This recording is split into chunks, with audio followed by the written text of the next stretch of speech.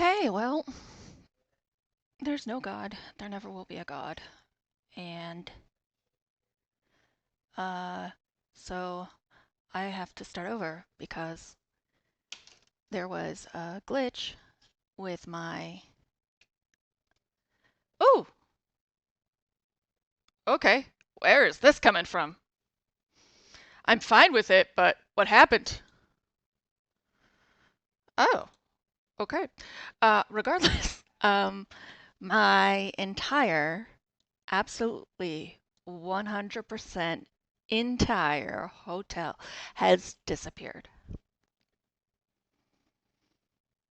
Bless that Punksy is a sweet young man. But I have to make it from scratch.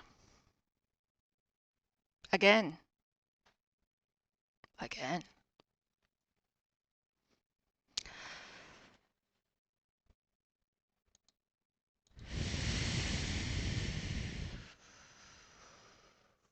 Yeah, that's what has to happen.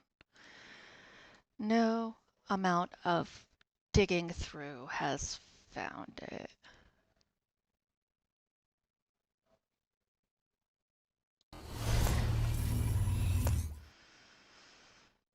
Yeah. Uh, so when you're making a new mod, you want to load the data you want,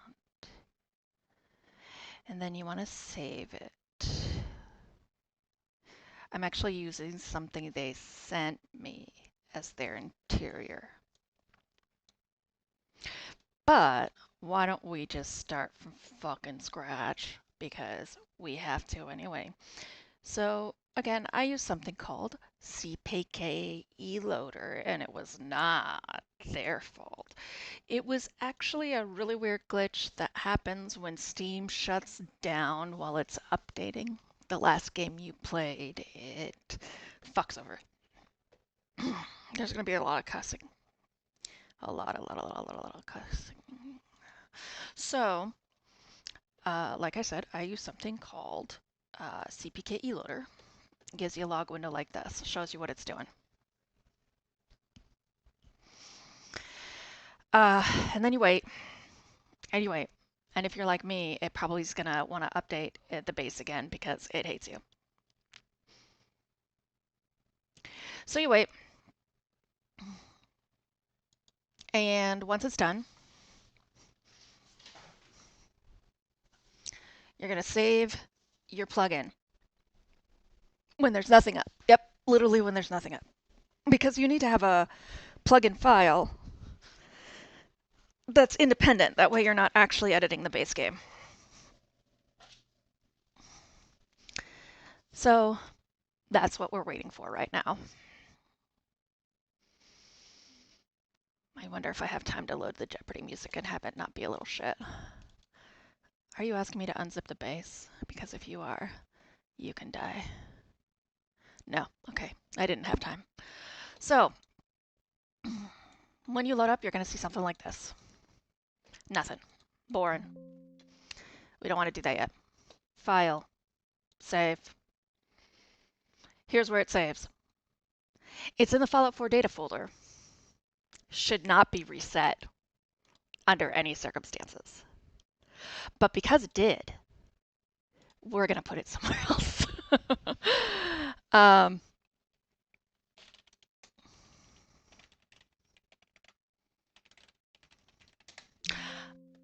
Invalid directory, my fucking, well, it's because it was a C directory.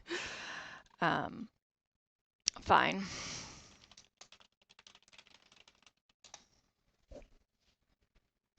Yeah, everything in data was just gone. So,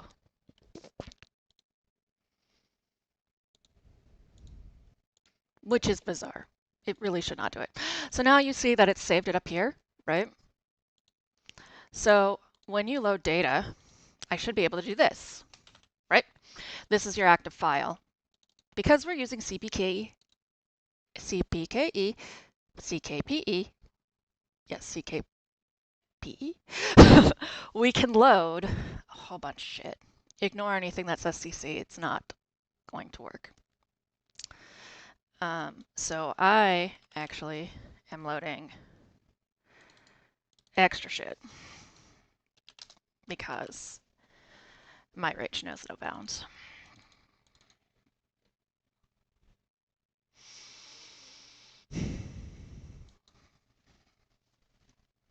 So we have our active file set as the mod we want to do.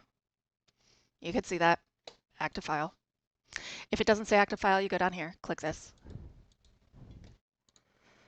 This is what's called assigning masters. Basically, uh, if you use any files from this data you're loading, it will assign the plugin, which the actual game is considered a plugin. Everything's a plugin to Bethesda. It will assign that as where your sources are.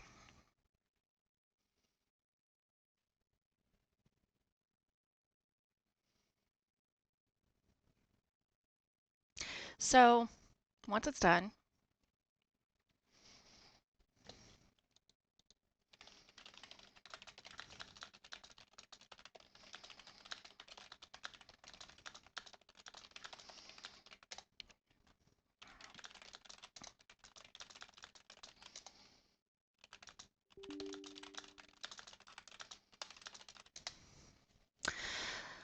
um, then you wait very patiently, and maybe it gives you a ding. Assertion. Oh, that's cute. We'll try that again.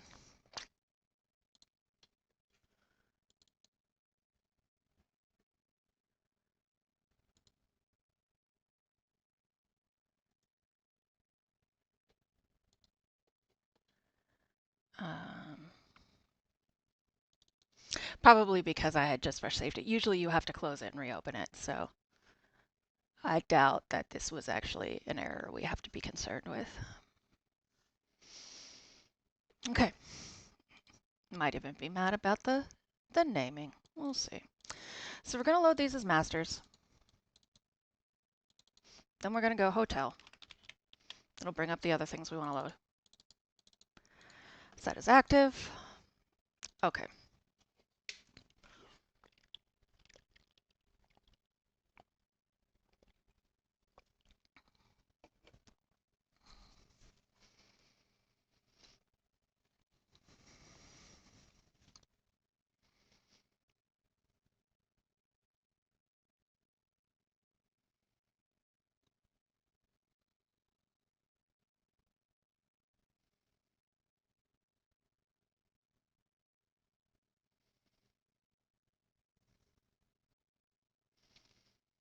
Don't you sass me.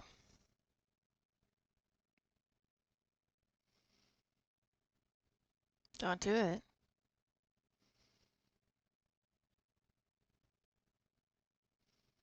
Don't do it.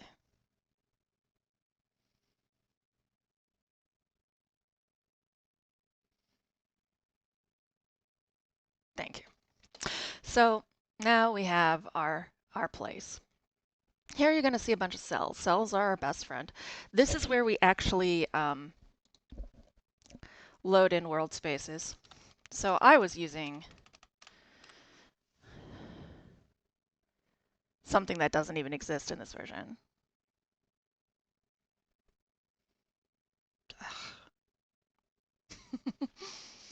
um, which is probably part of the problem. Um, so all of these duplicates are probably modders cells because that's generally what you do is you find something you like and then you duplicate it. Before we get too involved, we're going to try to downgrade our Fallout because that's the only other thing I can think of since I used a certain cell in my mod that is not in this Fallout. But what this also means is that Vortex has to break free of its life and living. I use a mod set called Story Wells because it saves me a lot of time since Fallout is very notorious for being picky with each other. Um, 10 years of modding will do that. So, yeah, use mod organizer too, blah, blah, blah, blah, blah, no. And Vortex had nothing to do with the missing file. In fact, Vortex would have saved it if it hadn't been a Steam error.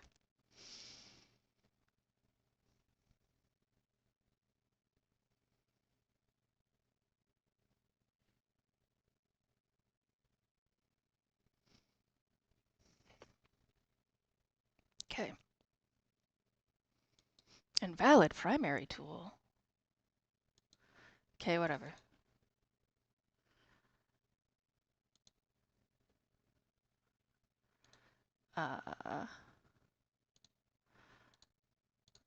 First, you have to appease anything it wants. Great. Now. No?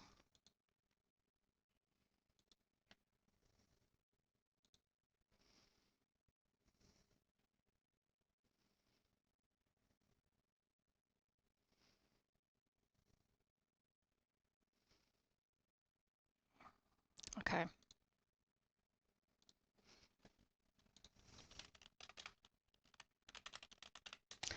So, Fallout 4 Downgrader has been... Yeah. Sure. I know. Go to the other browser.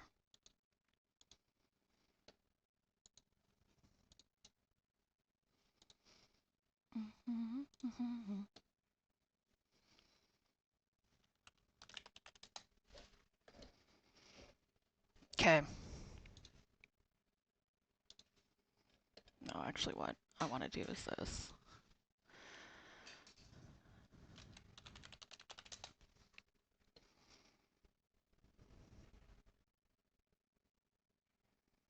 Storywell. No, I want to be in collections for Fallout 4. Fallout 4. No.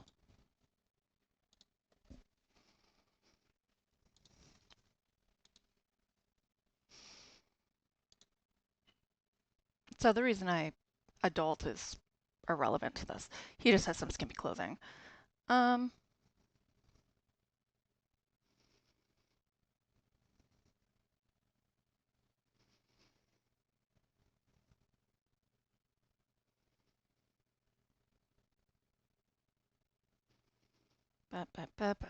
We know. We know. Okay, I'm on the dashboard, but it's not here.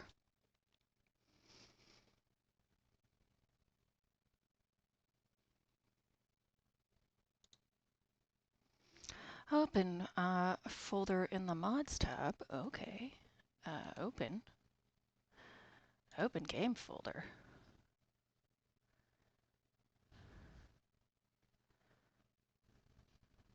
Run fo4down.exe. Cute. Okay, well.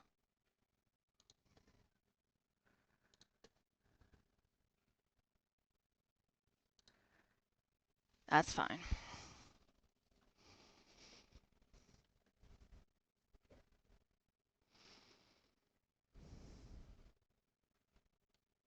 We'll wait. So, here's the now waiting screen.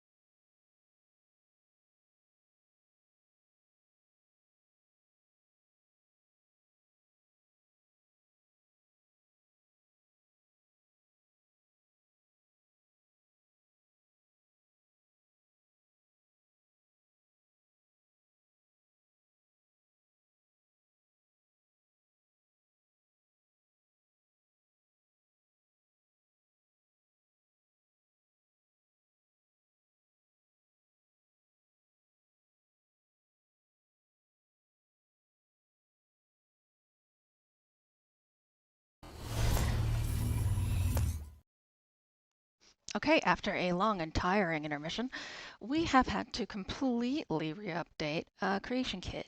So let me show you this part. Say your Steam is giving you an error that says Creation Kit cannot find your login. That means that some part of Creation Kit is attached to a different version than the version you're running. Fallout 4 modding generally requires downgrading. There's a pretty easy mod to use called FO4 Downgrader. It's gonna hook you up, and you can just very delightfully. Um, why is this one download just not doing anything? Okay, whatever. Um, mm, I don't like that noise. Yeah, so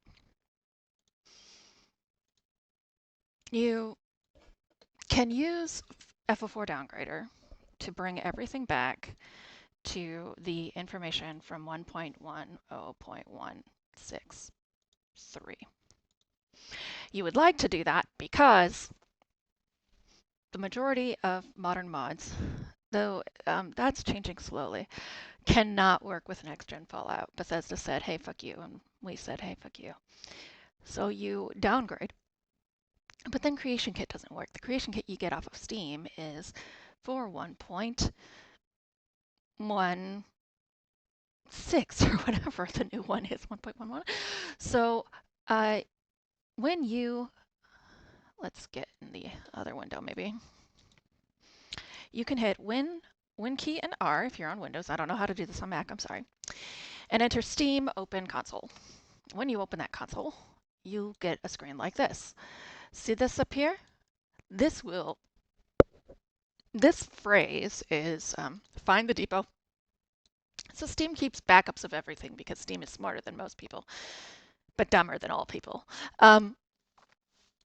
Then you get this guy. Oh, wait, I'm just on stream starting. You can't. How about I switch that over? Okay. So once again, just so that you can see all of the parts, I had to go through and update Creation Kit into like a modern version.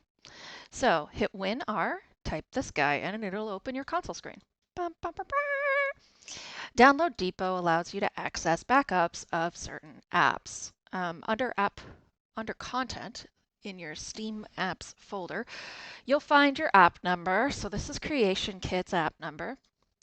This is the Depot folder for the backup of ck.exe. And this is the password. So you've got to enter in this phrase, and this is what you get. Down here when it was actually successful. Hey, we did the thing! Then you have to do 1612. It never shows that it's successful, but it is. Then you've got to go to your Steam apps, right? Program files, Steam apps, go to Content, app 1946160, and you will see the two depots. Copy their interior over to your base Fallout 4 folder. This replaces all of Creation Kit stuff with the 1.10163 file.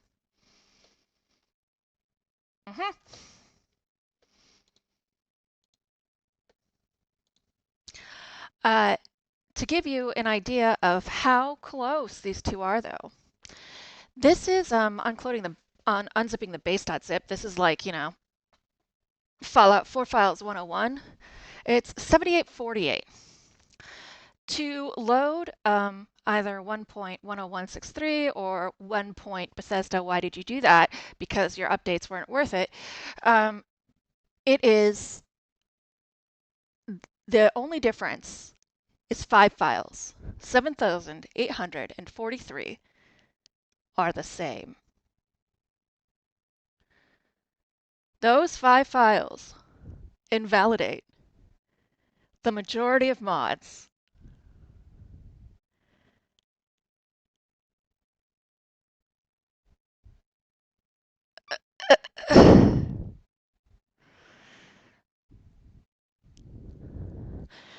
It just works, he says.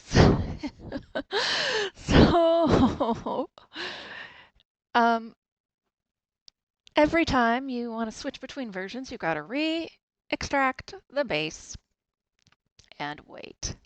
My computer has 64 gigabytes of RAM, and it has 12 gigabytes of visual RAM and 24 gigabytes of spillover. This is how long it's taking with that. Uh-huh.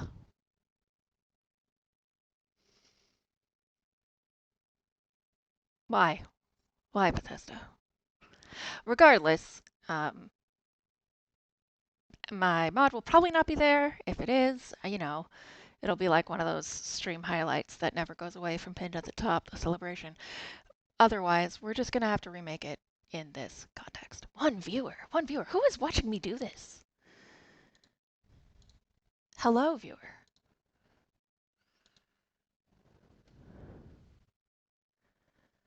Whomever you are, I appreciate your presence, viewer. Um, unless it's me. It might be me. Is it me? No, it's not me.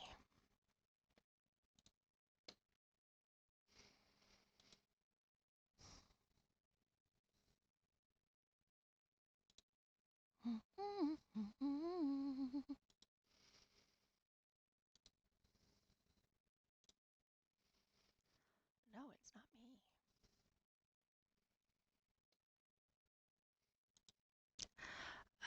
Well, hello and thank you. Um, Good to see you, all of that. I like literally go on the stream to see if I can see you. um, anyway. Oh, that's the wrong. Lord Almighty. Why do you cause me such stress?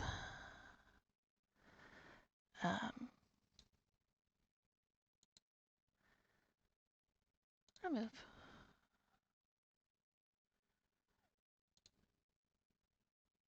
Participants. Oh, it is me probably. That's weird. Um,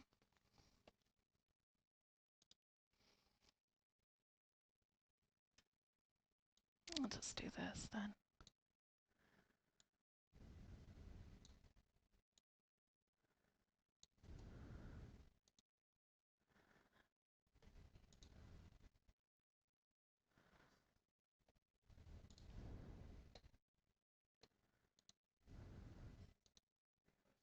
Better.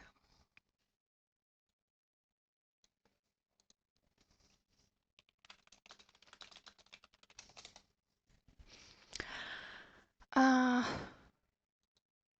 so in the ultimate scuff, that's where we are right now, having to reinstall the whole program we were going to use. Alta scuff. But it's here now.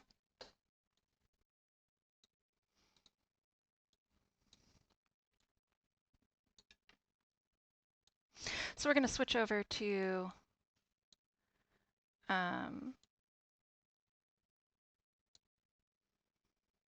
our version, our modding display.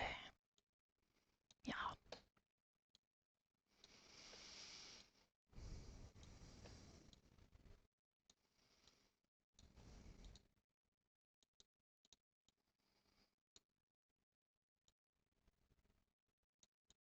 So time to ideally not start from scratch, but probably start from scratch, and just know that I'll be crying. What is that? Aerosmith song. Crying since I met you. Oh, I need to load data first, huh? So if you go into world space and you try to do anything without loading data, it's gonna be like, what's wrong with you? Yeah, it's not here. But you know what? Whatever. I've resigned myself. The whole shock of losing this term paper is gone now.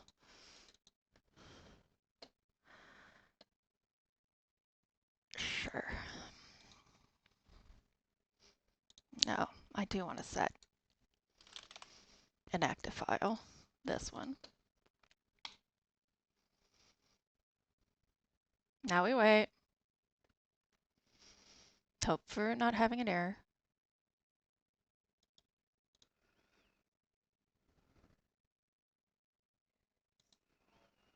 Uh,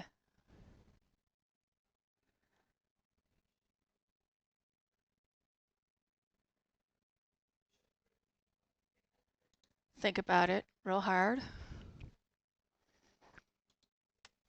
You know, maybe pray. If you're religious, pray for me. Pray for me, YouTube watchers. I just have to finish the hotel through multiple crashes and file deletions. I'll keep my promise, pesky, I'll deliver. Yeah, validating forms, it's taking a while.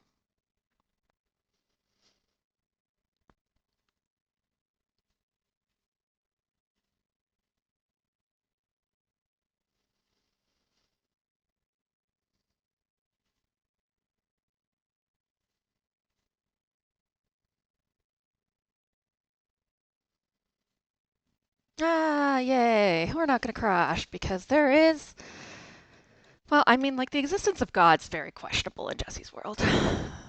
So, just so you know. Oh, looks like Matt's test isn't here. Oh, yep, there it is. Test Matt. That's my typical. You know what? We're gonna do something else entirely. Harbor Grand Hotel. Duplicate.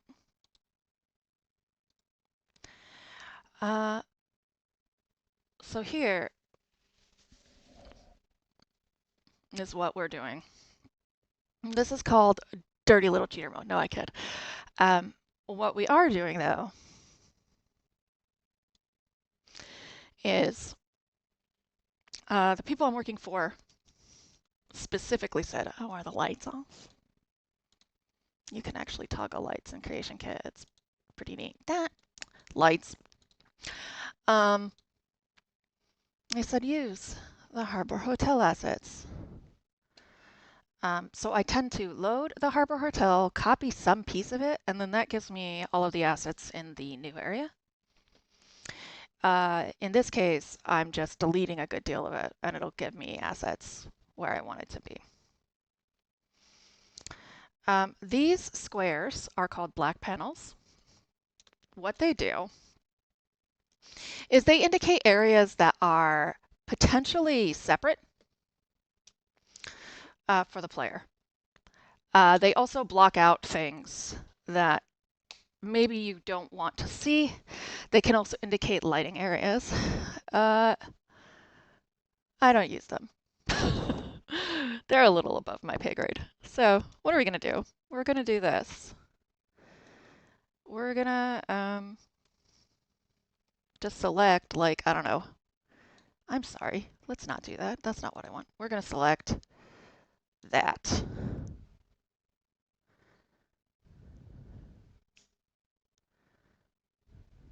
And you can see this really quickly selecting everything that's in there. Copy it.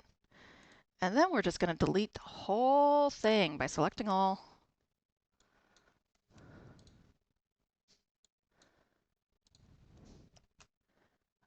Well, actually, you should remember, Jesse, that not everything is. Select all linked refs. We'll just do this instead.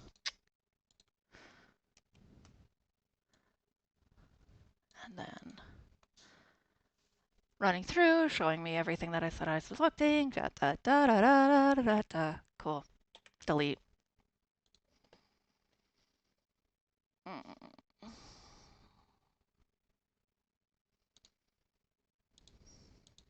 Just say yes to all of these because we duplicated the cell, so the game itself is not harmed.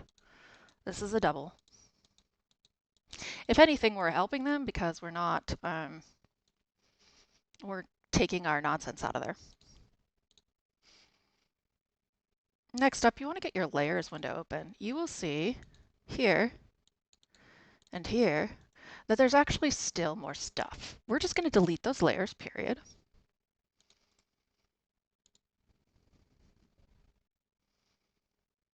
Or not, or not. You know, whatever.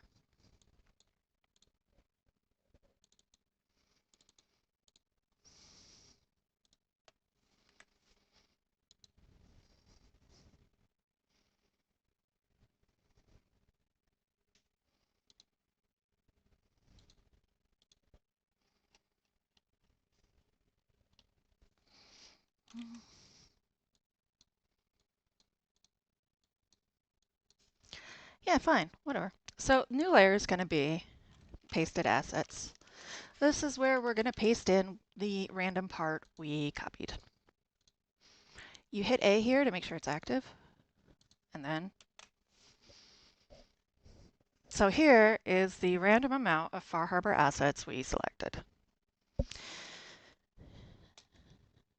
You could see it includes 2 floors, etc. It's kind of convenient to steal a certain amount from them because it saves you a lot of time. Oh, these are primitive decals. Okay. So some of this is from a different mod called PLI Harbor Master, which works to try and make this look like raiders actually live here. We're not going to use that because we're not cheaters. Pumpkin eaters. Cheater, pumpkin eaters. What we are going to do, though, is remove a good deal of these.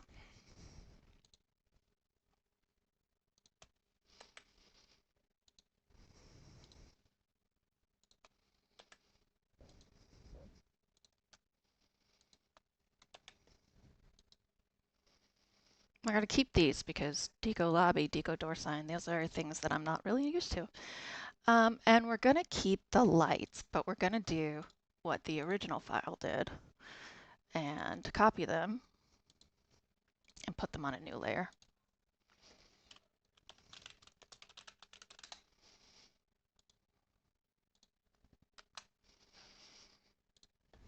Perf. Why, you ask? Because the lighting for this area in general is difficult to duplicate. So I'm not going to. No, too late. It's okay. You stop that, you sassafras. Copy, new layer, pasted lighting. Oh.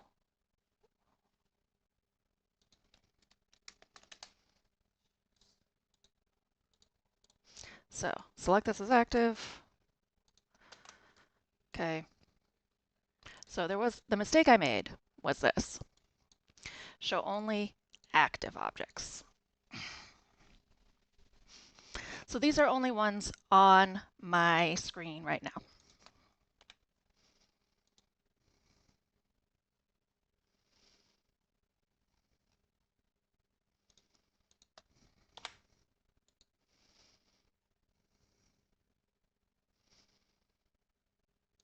I'm going to leave some of that stuff because it's hard to find. These are all things that are on a different floor and or are selected right now.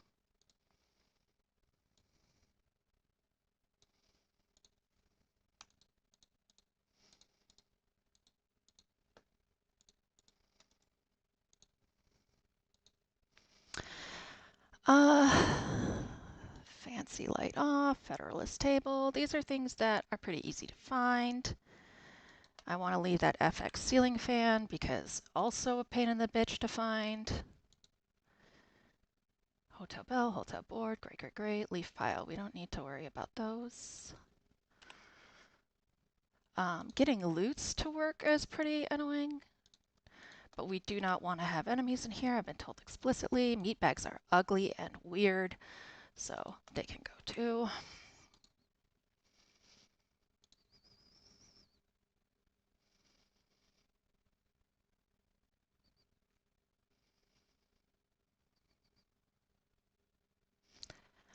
Can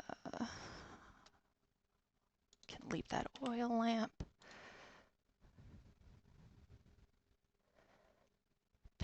wood door, paper debris, that's fine. That's fine. Patrol idle marker. So this is something that tells those bad guys to patrol.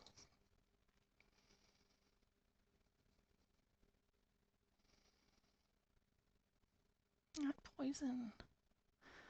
Flat, sandbag wall, shack, single plank, that's fine. Super mutant cart, trunk, bye.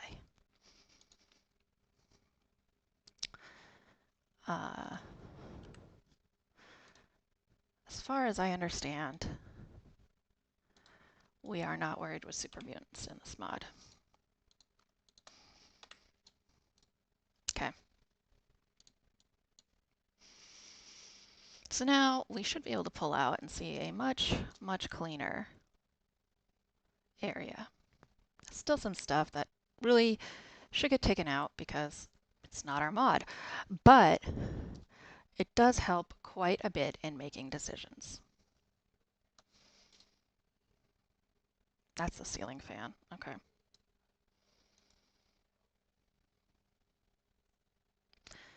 So copy, and then we'll put that on pasted lighting.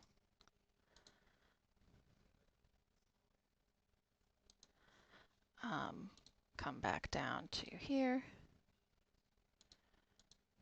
then we'll just delete this. Actually, this looks like they made it a packed in, which is, yeah. So packed ins are a bunch of little decals and stuff that you pile on top of each other. I'm not quite good enough for that. Enable markers. Enable markers allow for you to turn things on and off. Sometimes this is alarms, sometimes it's radios, and sometimes it's lights. Oh goodness. Here it looks like it is lights, but we're going to get rid of it because we don't know what's happening. And we're also going to tell it to stop yelling at us. Stop yelling at us.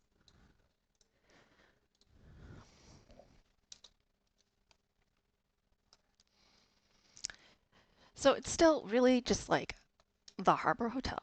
So we have a lot of changes to make. And the primary change we're going to make is making a new layer.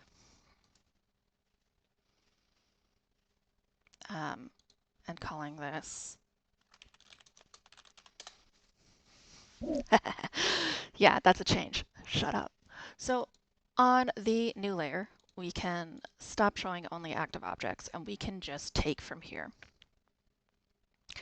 On the new layer, we are going to do two things. One, hide the previous layer. Bop, bop, bop. Make this active. Second,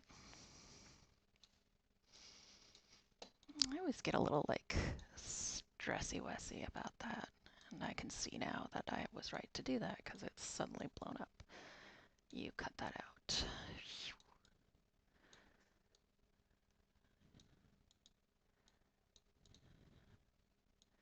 Oh, I see. It's because I increased the size of my render window. Oh, that's funny. Okay, well, we'll be fine. Everything will be fine. Okay, good little window. So now we have our list of things that they used, right?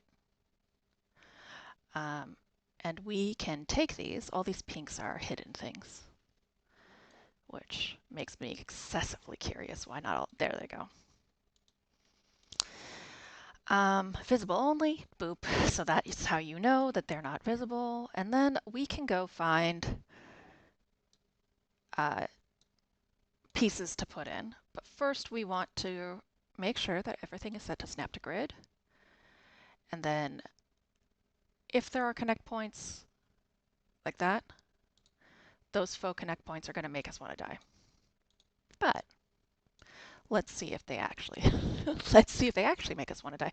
Let's first test fate. How about that? So as you can see, there is no like straight rooms that they've used. Um, that's okay. It's not my favoritist thing.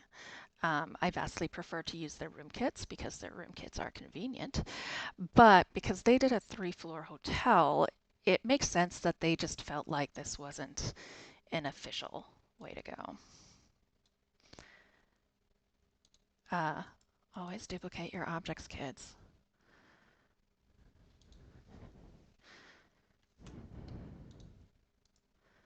Copy. There.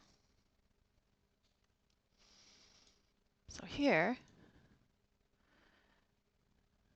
we have a corner. Yeah, we are going to shut off those snap points. But we are going to keep the grid on.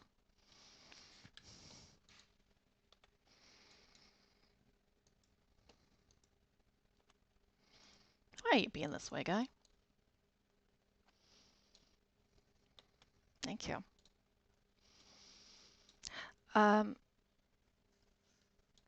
at this point, I will probably go manually find similar things to this. Here's our object window. We can see it's BLD, wood, P, BG for big or small. Because the lobby is going to have big walls, we want to do BG wall. And we're going to click all. Ta-da. So now we have this.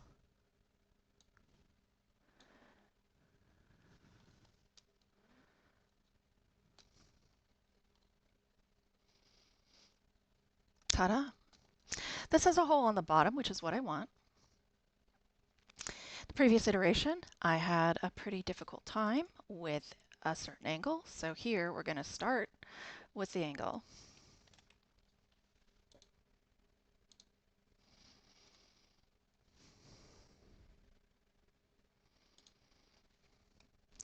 This is a diagonal piece that makes obnoxious noises.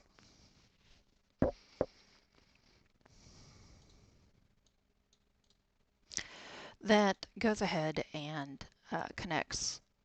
So the only downside about this is you cannot have two cell spaces open at the same time in the render window. So if I want to open my exterior to test it, I'm going to have to close that. So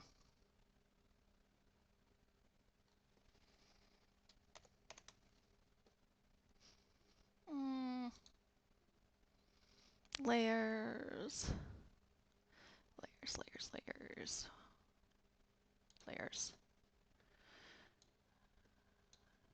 Are you happy? Yeah. So in this particular, you notice a lot of the layers are the same. It's because ESP is my active file.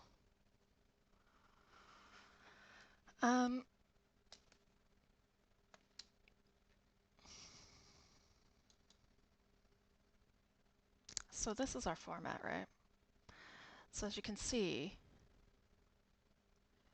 there's this little guy right here that attaches off the side of the building. And then there's this little lobby area. We can either do a diagonal into it, or we can go straight. Oh, look at that. Look at that ceiling. Interesting.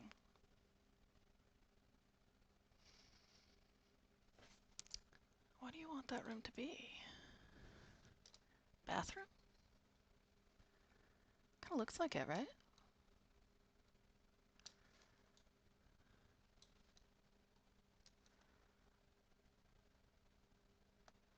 Yeah, sort of looks like it. So why don't we do that? Make that a public bathroom. Means we don't have to work at an angle, at least for that one wall. They still are vicious bitches over here. So here is your front door, essentially, right? Oh, that's an outside awning. Okay, feels better, but still. Here is your front door. your front entryway. Then you have a box here that currently they have as 3 by 4. In general, it's customary to increase your areas by 1.5. It's bigger on the inside. So that makes it 12. We need 12 squares. No? No. I don't know why I just did 8. Uh, it's 6. It's a 6 by 6. So our goal then for this little section is to build this as our center and do a 6 by 6 and move from there.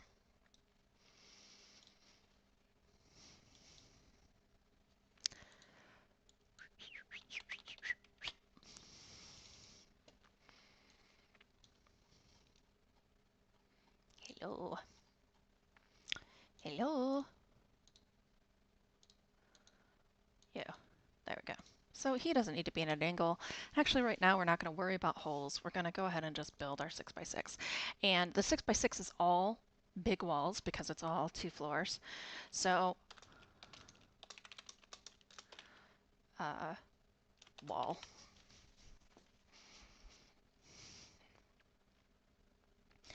And a lot of them are going to be two-way.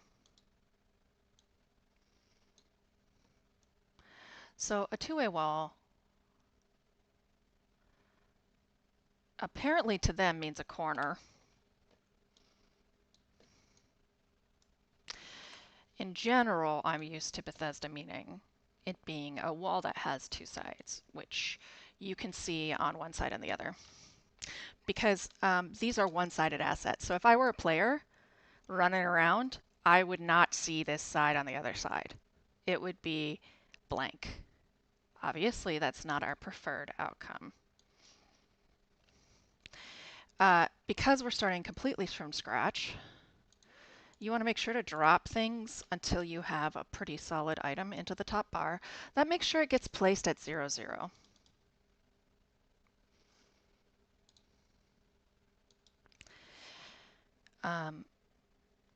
Control D to duplicate. Control X to keep it on the x-axis. Oh, buddy.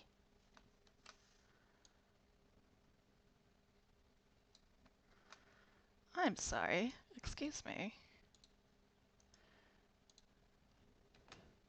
Thank you.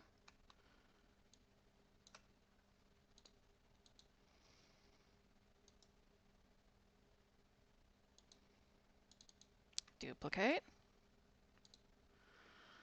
Like, is there a reason we're just being a butthead? Yeah, so duplicated. Oh, no control because, duh.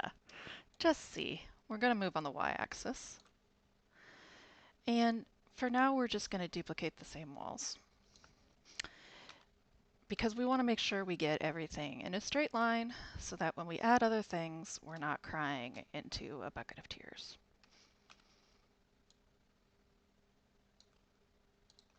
It's okay to move from 0 whatever way you want, as long as something is at 0, 0.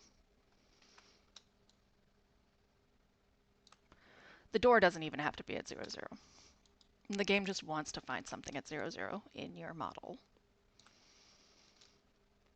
Though, in general, it's helpful to have your base floor at 0, 0. So don't listen to me entirely. Here we can go ahead and put in a two-way wall.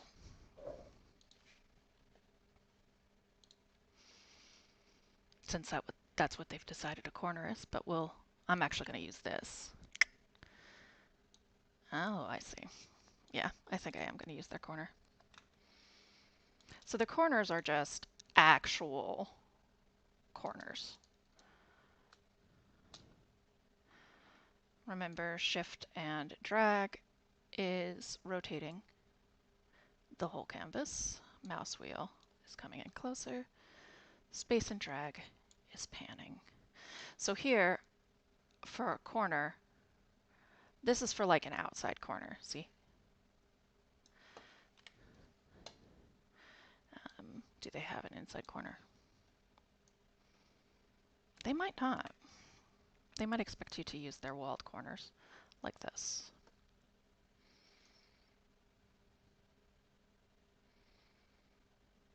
Like that. Which isn't so bad.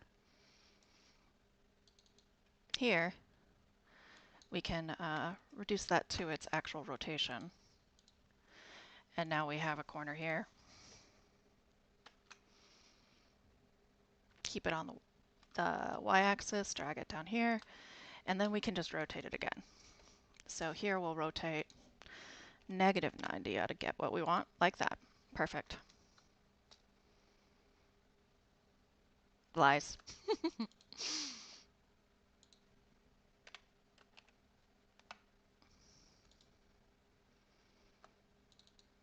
Just 180, probably.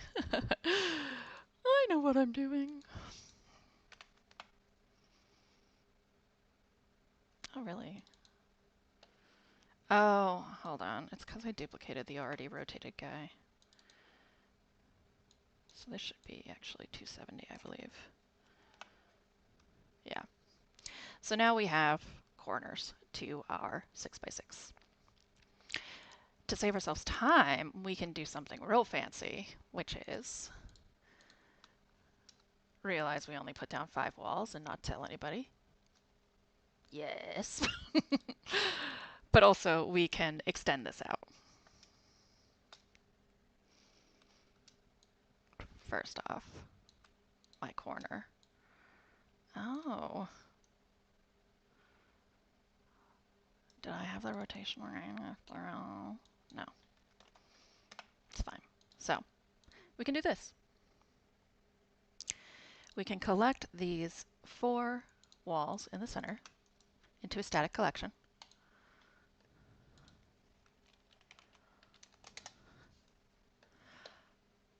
We don't want an object window filter. And then we can duplicate the whole set.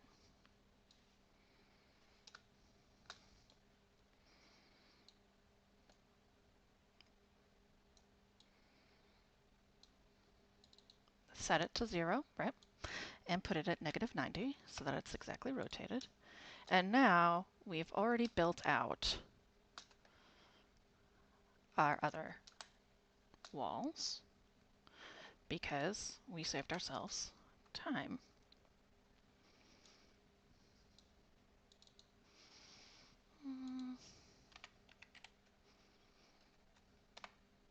Yeah, no, did I?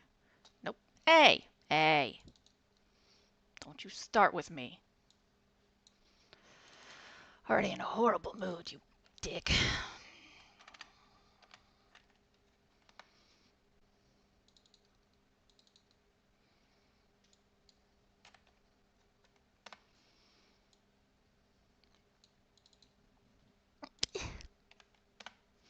There. So now we can hook that there. C'est magnifique. You can triple make sure you're on the right x-axis by doing this. -256. But in general, a lot of times you just have to eyeball it.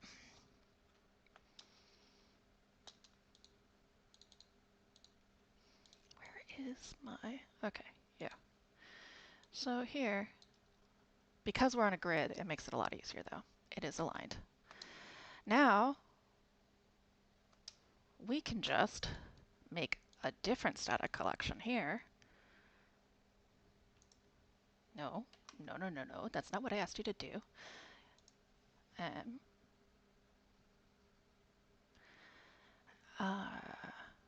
That's right.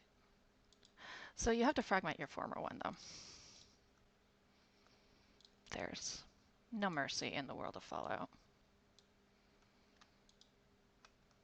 Is that my corner? No, that's my corner. So now we can make a static collection.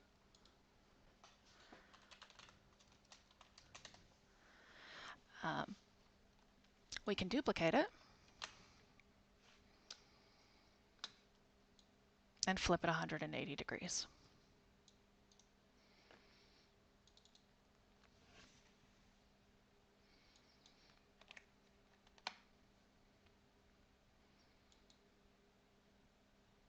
You cut your nonsense, buddy.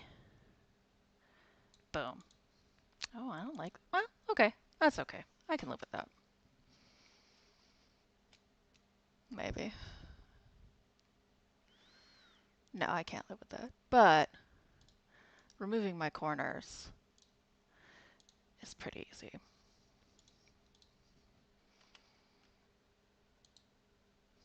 Why would you put a fucking pillar there, Bethesda? Literally the worst. So now that everything's aligned in that sense, it's not that painful to just add in a couple of flat walls.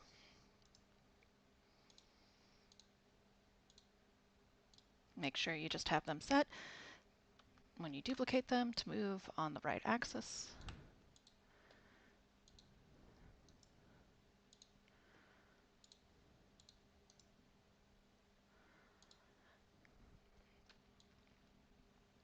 So we're going to go back through later, add in some decals, and change out the wall files we're using to make these more interesting and not as repetitive.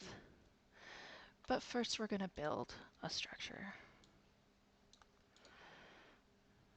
So now I can do this, duplicate X.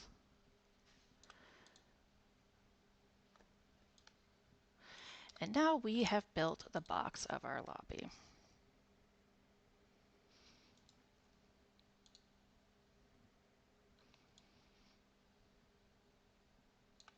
Ta-da!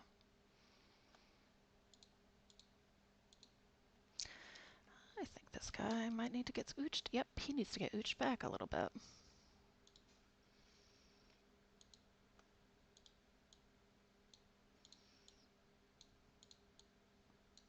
Again, working on a grid, your best friend.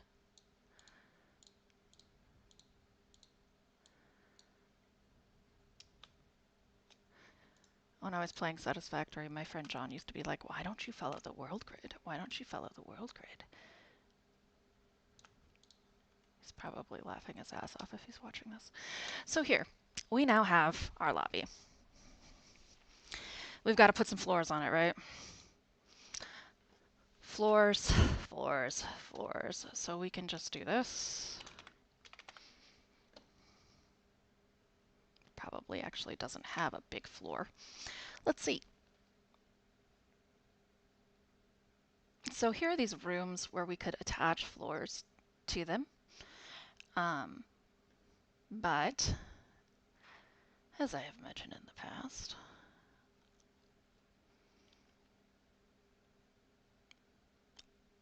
so here we have floor ceiling. We don't actually want to use those because some of this is going to have a different ceiling than another.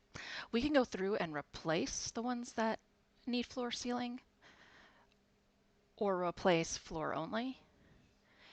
It's honestly easier to replace the floor only than it is to replace the floor ceilings because you don't know how far out your other rooms are going to go if you're working on a project like this. So here's a floor only, right?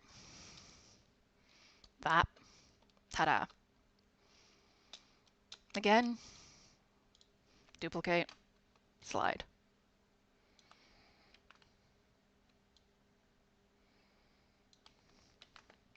With floors, because they are wood planks, particularly in this building, use the same file.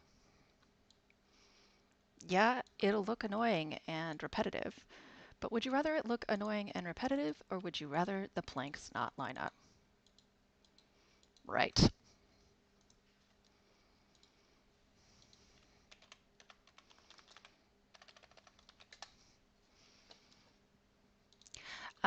You can choose to chunk them out however you want. I tend to do it this way.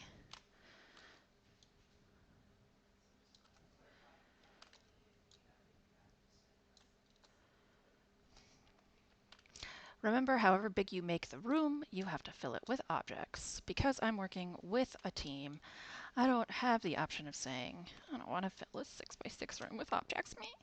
So this is what we get. We are not doing exteriors, but we are doing all of the interiors. So it's worth it to mark our interior walls by flipping our walls around and pairing them up. So we can do that very easily.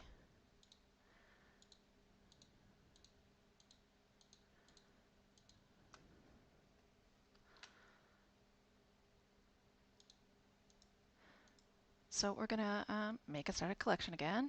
Interior wall.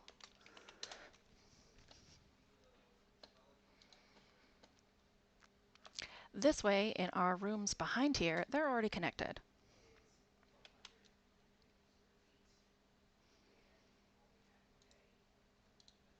Nope.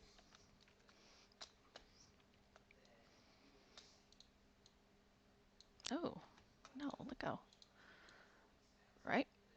So we know it's selected. We can right click, edit, because double clicking will sometimes select the other one, and just 180 it. You'll have to realign it a little bit, I believe. Yep. But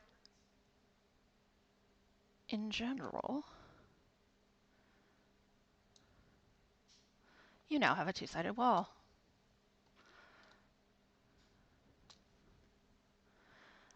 I usually kind of push it back as far step as it can go.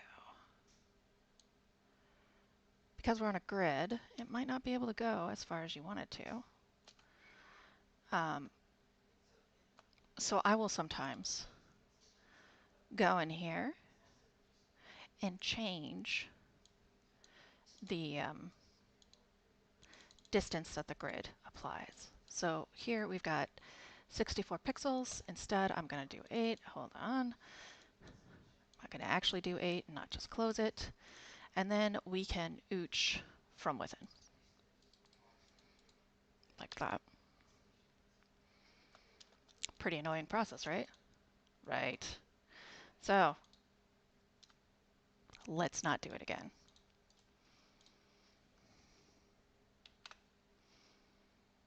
I actually don't think we have the choice, but you know.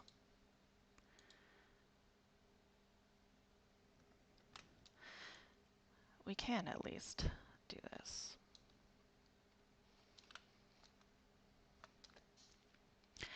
So looking at the base exterior, there were no sides that were not double-sided. Here, and I should have done this the first time,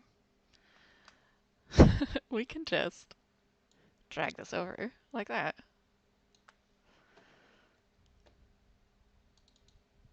Okay. Again, we'll just hit it to 8.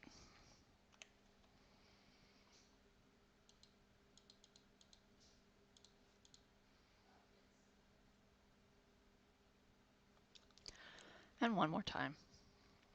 Select, bind. Hey, don't you. Make static collection, int wall 2.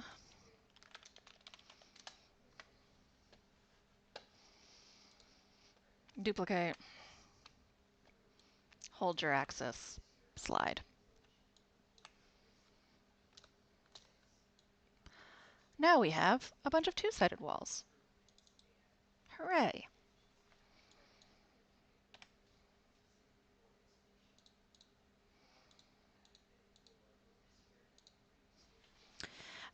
I usually, if I'm auto nudging, I usually count how many nudges. So, why are you being this way? Cut it out. Now we have a bunch of two-sided walls. They also help us because they're all sort of grouped. They help us know which is the exterior.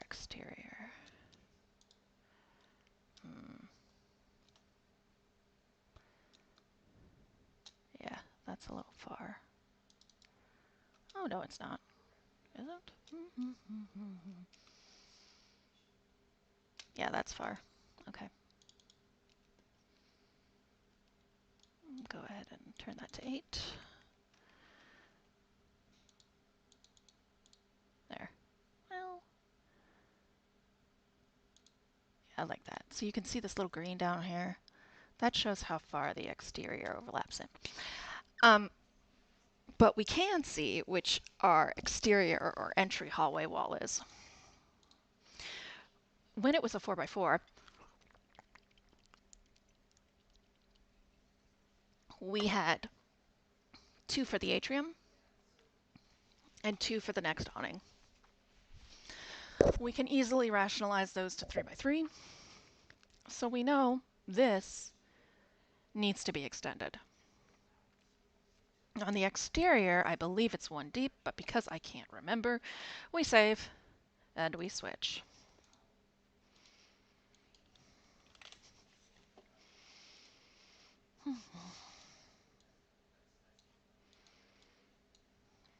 This guy.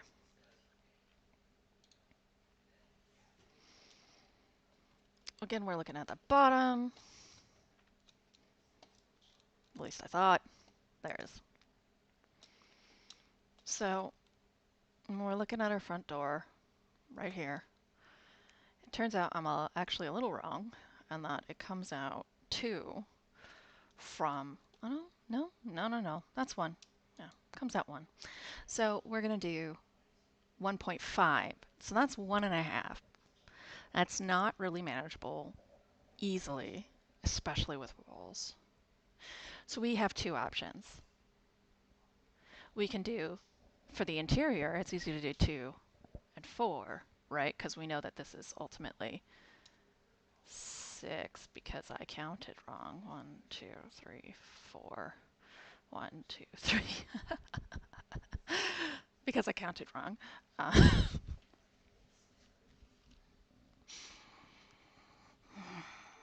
Actually, that just solves the problem. So we'll do 2 and 4 and then 2 on this side. And we will pretend like we're not incompetent. It actually is a pretty standard equivalent because that's 1/3, 1/3, 2/3. But moving out, that's, uh, 1, 2, 3. Oh, I see what I did.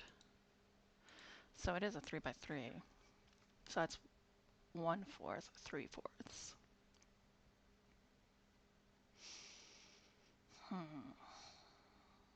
So that's going to change the proportions there quite a bit.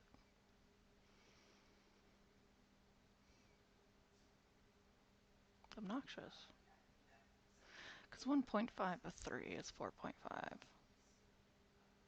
If we do 4 one way and 3 one way, right? Here's where you get to do some math. What is the nearest divisible or equivalent number for 3 and 4? The nearest is 12. So 12 divided by 3 is 4, and 12 divided by 4 is 3, correct? So for every one of those squares, it would have to be 3. That's an incredible lot. Instead, we can go ahead and use times 2 as our variation and do it 8 the other way. Goodness. We can also do 5 by 7. We could even theoretically do 4 by 5.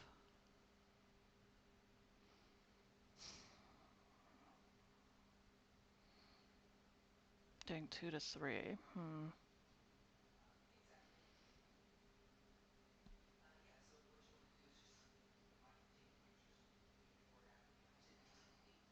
Oh, life was so much better when it was 4 by 4.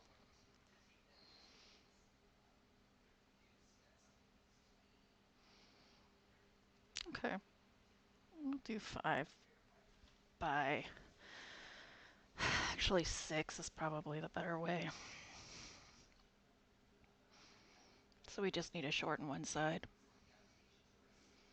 which seems silly to do, so I guess we just keep it 6 by 6. That does throw off other things, though, unless we just say, fuck it. I mean, we could just cut one off on this side and spare ourselves some headache and do 5 by 5.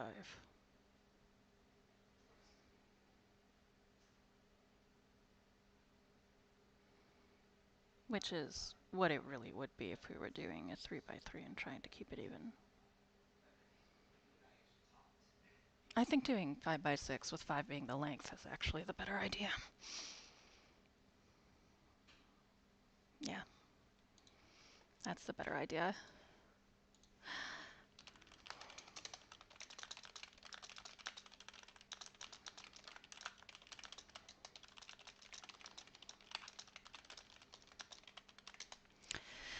Okay.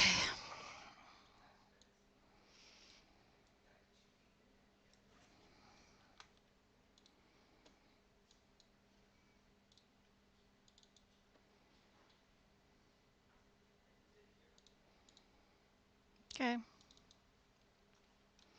So here, oh, well, yeah, it's not that hard to edit actually. So if we're going to make the length 5 and just exterior 5 by 6, we can actually just cut in, and that spares me all sorts of hope. Okay. All sorts of hope, all sorts of drama, stress. I don't know, not hope. Here. Our exterior's right here. So we're just gonna remove. First, we're gonna undo that rotation. Why? Undo. I said, oh, you little dick. Thank you. Then,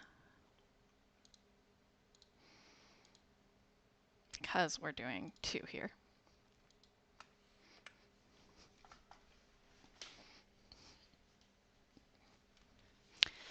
we can scooch this back by regrouping.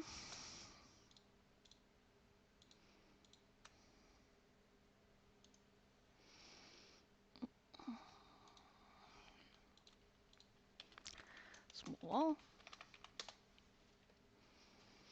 And these aren't even the permanent walls because we have to put windows on them. So, you know, delightful. This allows us to do dink, and then this one's going to need to be ungrouped to dink.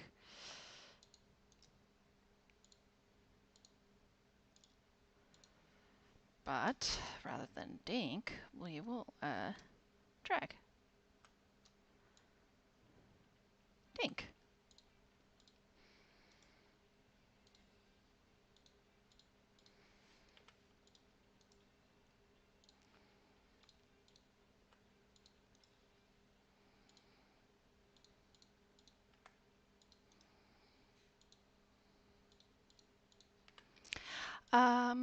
Yeah. Actually, I feel a lot less annoyed with the whole scenario. Fine. So all we really need to do is rotate this. We're gonna duplicate you. And then C. Yep.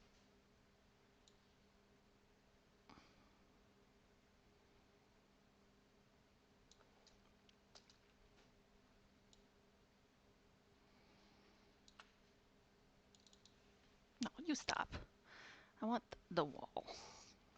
Give me le wall. Change it to 8. C is Y.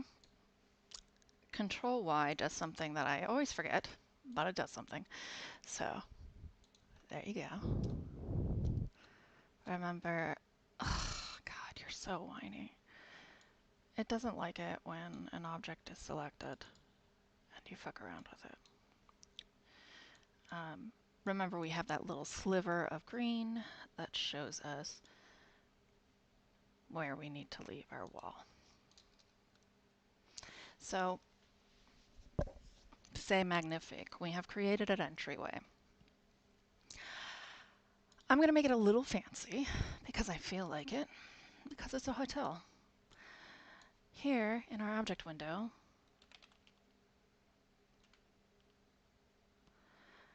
building wood, P,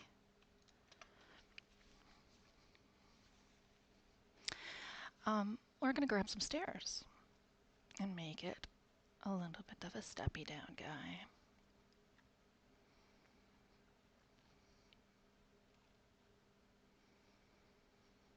Mm, so stairs half tiny, huh? That's very tiny. I wonder if we can get a better sized guy. Like that. Yeah. This is when you start getting into the classic Fallout land of, oh, there we go, block tiny. Like that.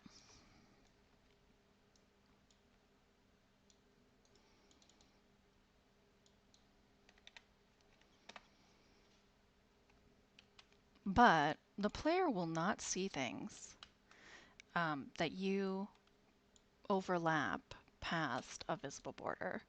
So here, there will be a wall here, so they won't actually see the side of those stairs. The same goes if I were to just put a door here on top of this, they would not actually see anything beyond it. It allows you some design decisions. Use this power carefully.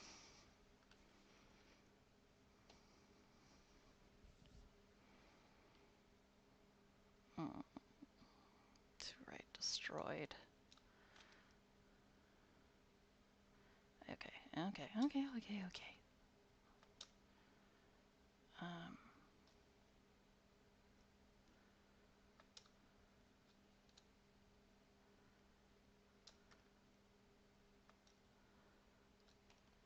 what is happening over here, actually?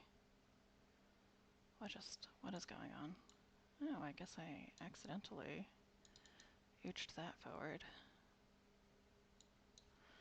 I would prefer that that not be the case.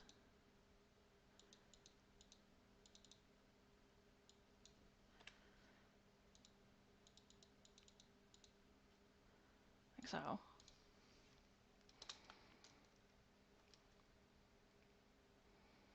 I actually don't even know where that rail went.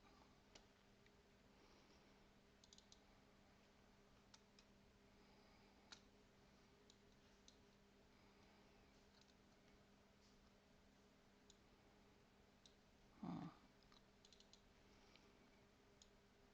Hmm. Go ahead and delete that. So this is when you start having to sort of drag and drop in the actual window. When your 0, 0 becomes something that doesn't really work for you.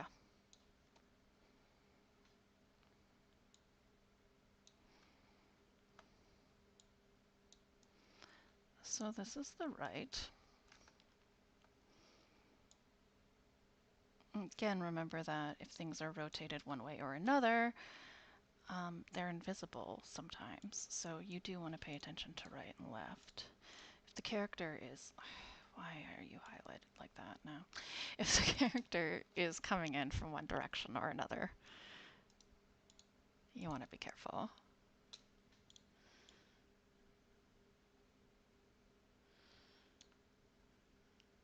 Oh, goodness. Okay. No, stop. So Z is your vertical axis, your up and down, so to speak. So, there. Now we have a railing, and it's destroyed. And it's attached to the stairs. But the stairs cross outside of the windows, so we need to do an ooch.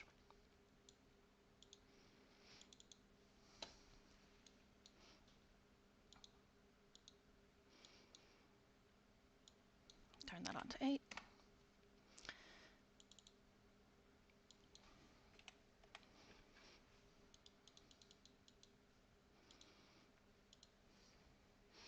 You can't just flip it and do left.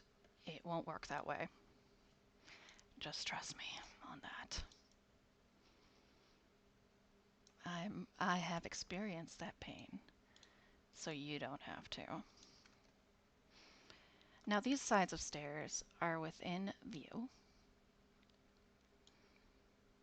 so you don't have to suffer like that.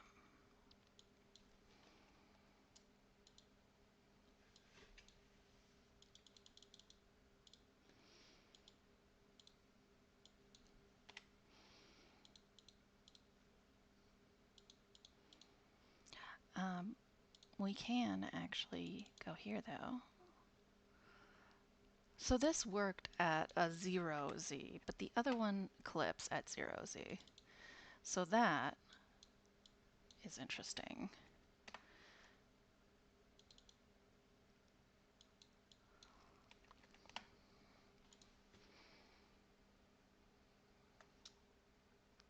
Oh, I see. It's because this isn't even correctly lined at all. No.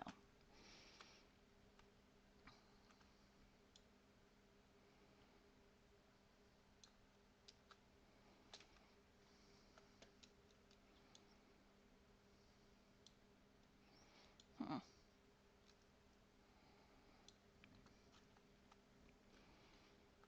Stop. There. There.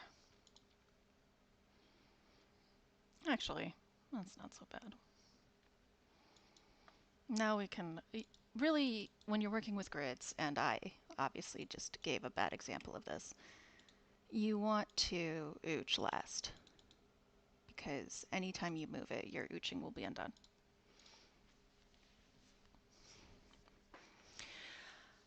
They do have half floors, and in this case,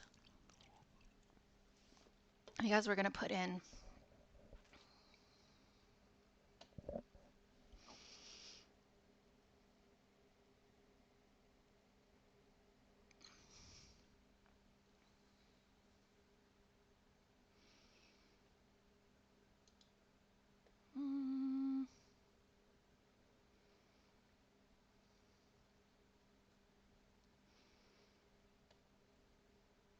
small room door. We want a room double door.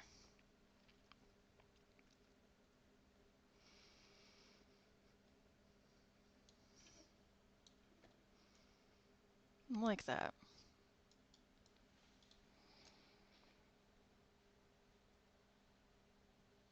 So we're going to take ample advantage of the player won't see it anyway rule.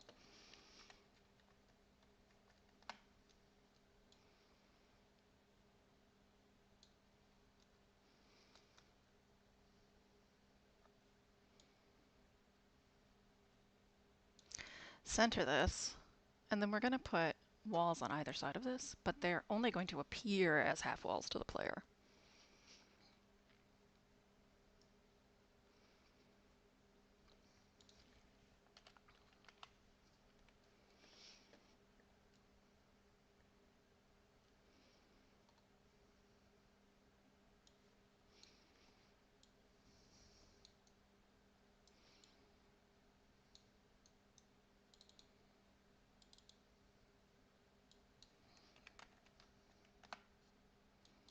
Ah, get out of here, you booty. Then Z, move up, and et voila. Duplicate that. Excuse me. We can duplicate that. Okay. What the heckers? Z, up, duplicate.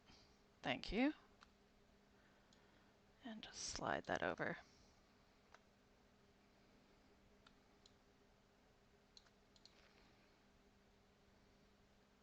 C'est magnifique. Except a little off center, and I don't know about you, but that would drive me crazy. And I don't like to be driven mad by things that are avoidable. Well, actually, is it off center? No, it's not. That's dead in the center. Okay, so we still want to give walls on the outside of the doorway, but we know for sure that the outside of the doorways have windows. If you search, you will find, I believe, yes, window.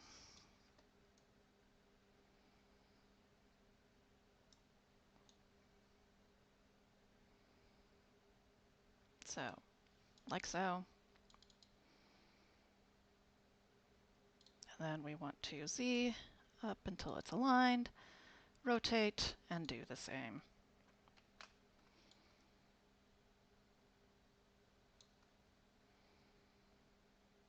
then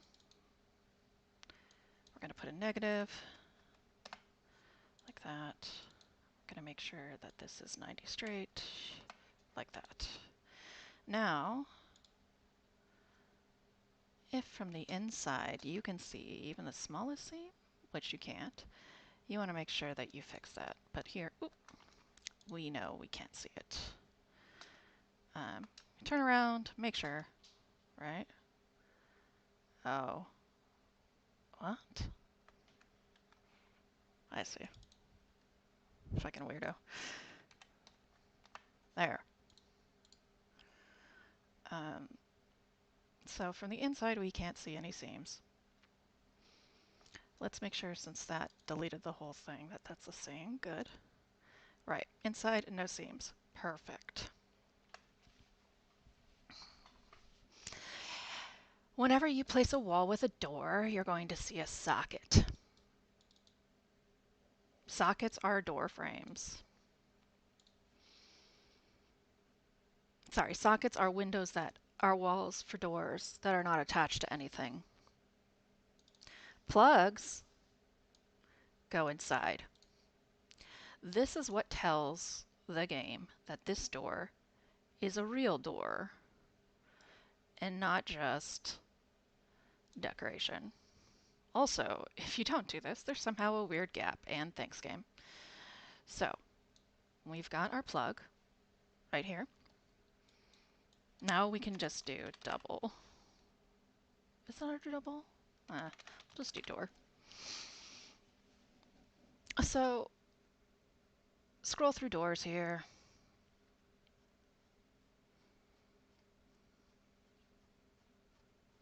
It's going to show you a lot of rooms that say there's doors on the wall, blah, blah, blah. And you want to avoid anything that says door static. See how these are actual like doors? Because people are getting in this place, we need to make sure that it's not any of these. It has to be a door.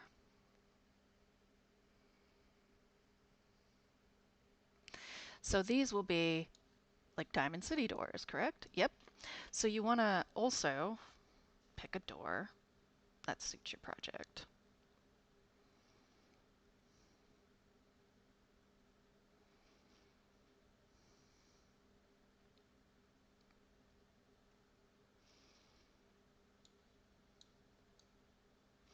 So here we've got this bright little orange door. Orange is my favorite color.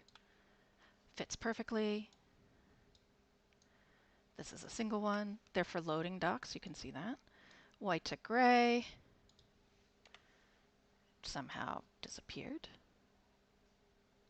Here you can see that we can see a gap from here. So these need to be moved in, so we cannot. Or what I'll probably actually do is do this and this, and then we'll put a pillar there. Hello, white to gray. Where are you?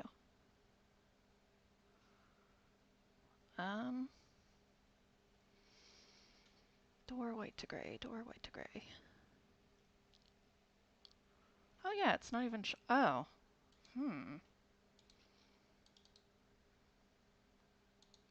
So we move it in and it just doesn't exist? Is that what you're trying to tell me? Okay. JK.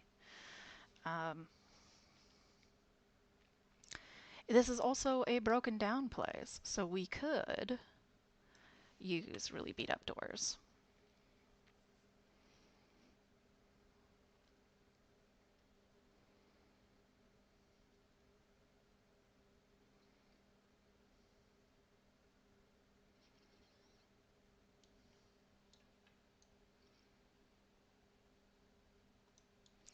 You can also pair two doors together for a double door effect, especially if you are working on a place that's basically condemned.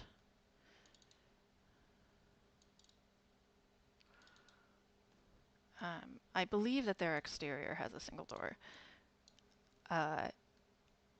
And that is perfect because I'm going to actually build in a plywood sort of destructo thing over the other door. So this is showing us that the door is going to open inside. If we want it to open outside like that, but I want the player to see the doorknob. So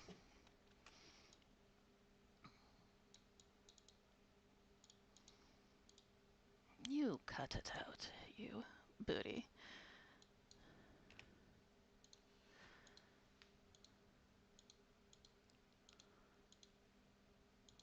Like that. Then on this side, this is when you do door static, right?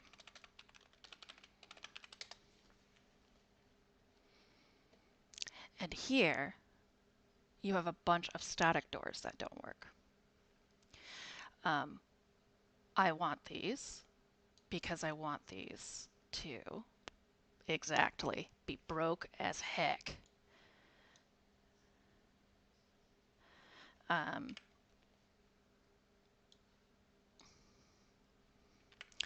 so we're going to do this guy right here. And then we're going to put some boarding.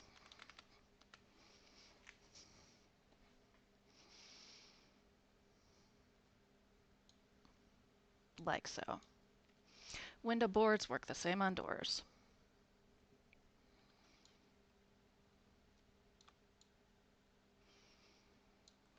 A lot of this is just deciding your mood and going with it.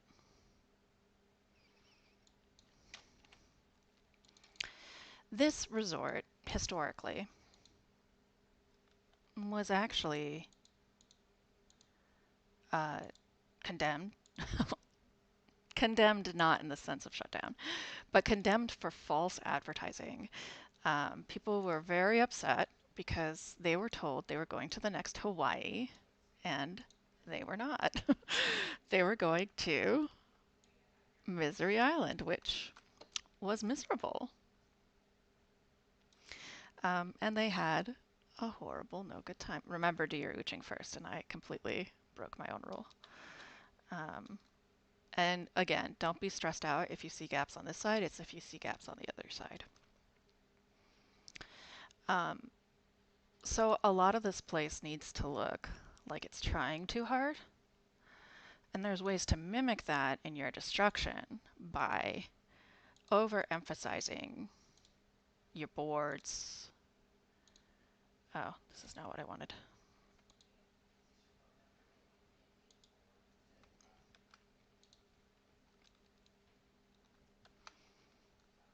Everybody, easy. Ugh, cancel. Um, Overemphasizing your boards, having destruction, even destruction be like over the top. Um, Making sure your lighting is extra dramatic. Everything should feel try hard because it is try hard. So we can do this. We can do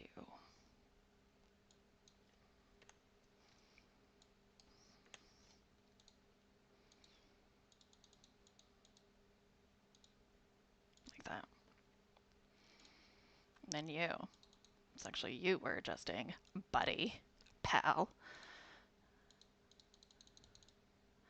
So I am choosing to actively create the feeling that the people who were boarding this up um, were the employees who survived the first bomb drop, because we do somewhat canonically have employees that survive for a hot second. Um, with doors, you also want to make sure that they are like not too behind your door jamb. Um, why? So I'm choosing to say that canonically it's these old employees um, who were so trained to work extra hard on this thing that they even did this to the max.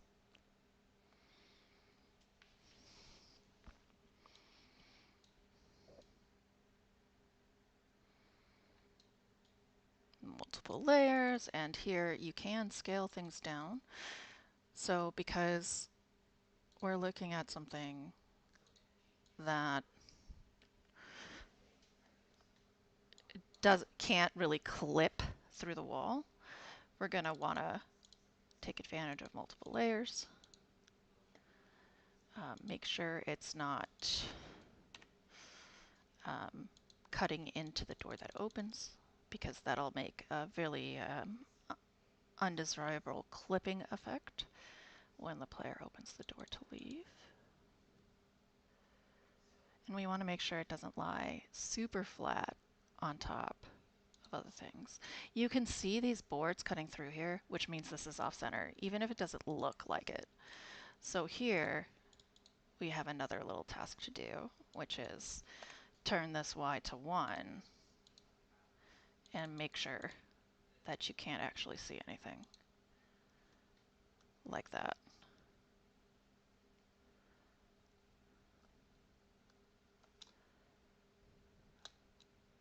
Yes. And so we still have, oh, we still have one. Can we see something over there now? Ugh, I gotta stop doing that. Dude. I said dude. So,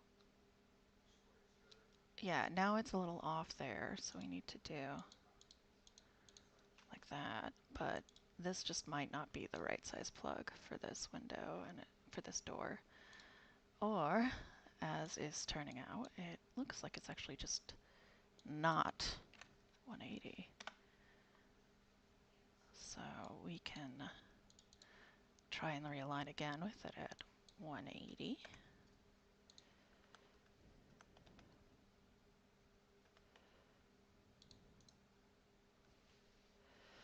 We'll just do that.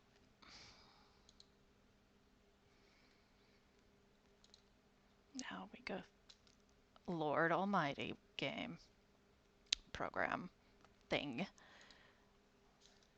Now we're gonna do that. Yeah. Okay. Okay.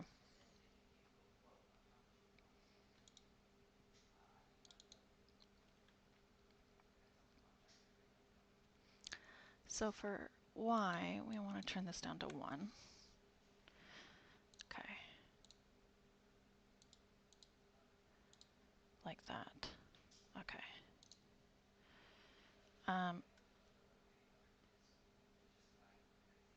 So we do want to triple make sure we are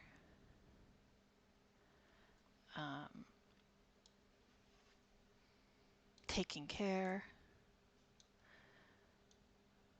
Okay. So if you right click while holding something, it will rotate an object as well. So here I am rotating this board, and I'm going to shut off grid for now because this is a boutique placement.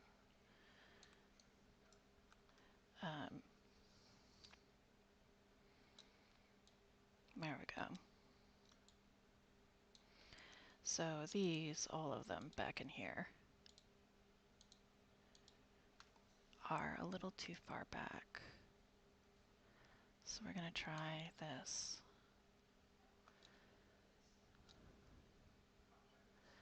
Great.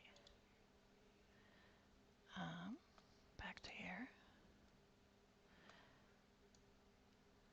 Yeah, now we can do this.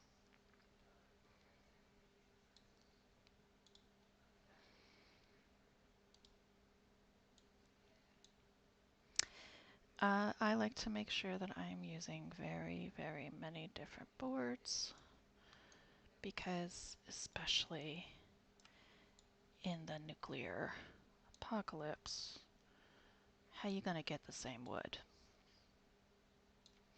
Maybe if you're coincidentally pilfering the same exact location for all of your wood, but in truth, Wood degrades at different rates. It has different thicknesses. It's just unrealistic that you would get the same every time.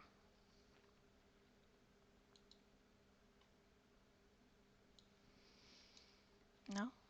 Board's way to ochre, not gonna work. No. Oh, wrong placement. That's this guy. What's he look like? That? Okay.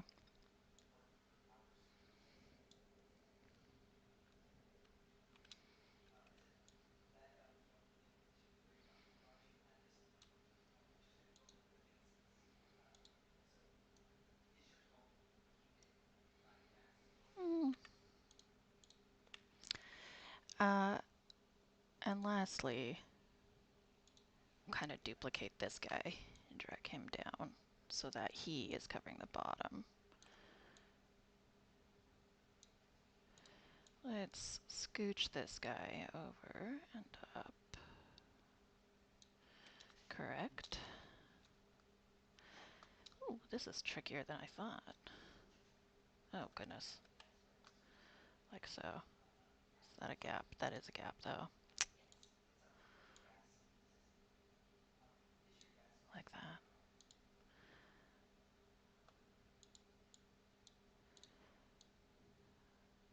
Can do that.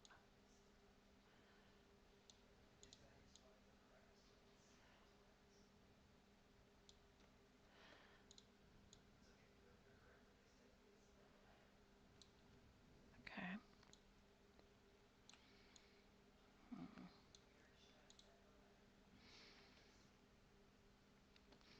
Then I think if we do door, I should be able to. So you can do this right here, form, and it'll show you whether it's static or not. So static is all this.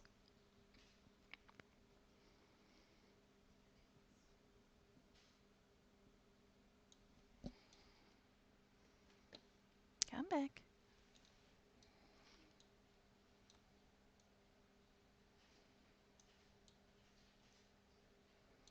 Hmm.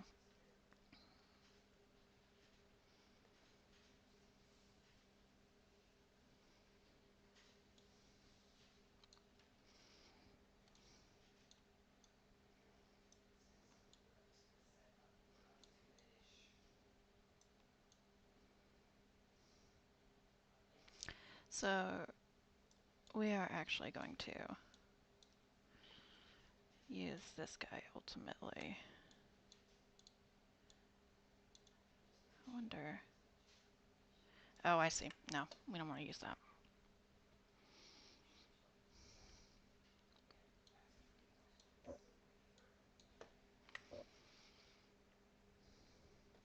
Well, we do want to use that.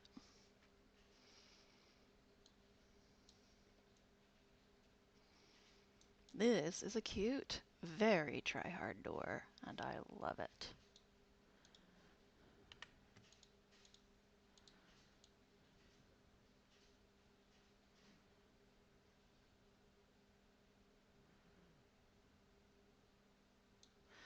Um, so again, because we have this form sorted, we can go straight into door, and we know res modern closed door in is what we want, or out, or whatnot, but I think it's actually, we'll go ahead and do this, and then I will clarify whether this is like a load or not. So sometimes you gotta use like load doors, you know? Oh, I see.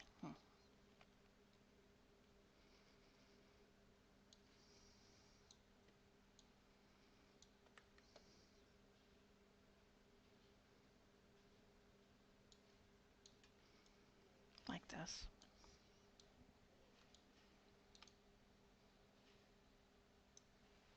Hmm. So the issue is we are just gonna have to surrender our idea. Sometimes your assets just don't work out. We'll use this cute beat up green door. That feels... Hello. Thank you. That feels a little bit over the top. There. So now we have these gaps here. And you notice I'm just moving from the entryway back and detailing this room. It is the easiest for my brain to do. So we have these corners. We need to put pillars there. That's what we need to do. Pillars exist. And what they do is exactly this. Their job is to be lined up with your door or wall of choice. You want to make sure that you're using small for small, etc. You notice the top lines up, but the bottom doesn't. That's just one of the things that I haven't been able to sort out.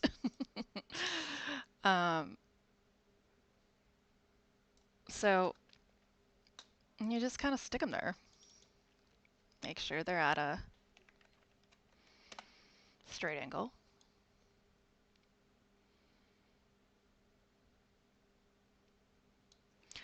I think part of it is because they're not actually supposed to be corner caps. You can, remember we did have those corners, so we could do corner right here.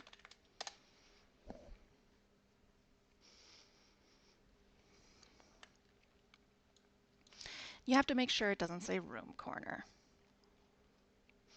because a room corner is different. This is a room this is a corner of a room. What we want is a wall corner, like this. But not that, because this is something else entirely, apparently.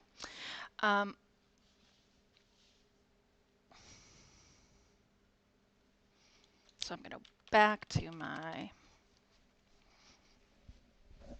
And... What? Really? Get out of here. Fuck's sake.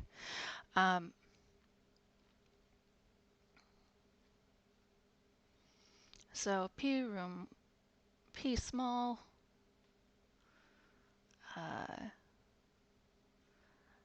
interior wall corner, I believe, is what we're looking for. I did, in fact, see some up here as I was blazing by.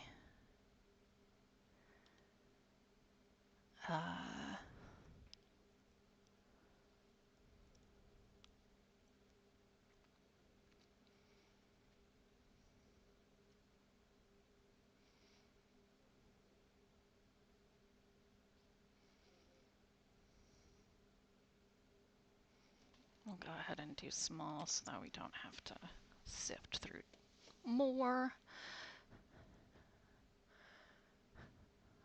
Wall pillar 3.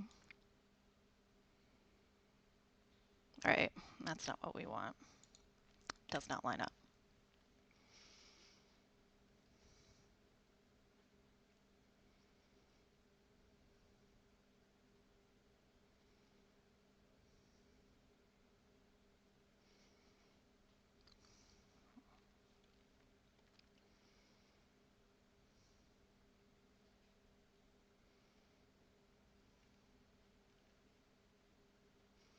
Wall pillar corner.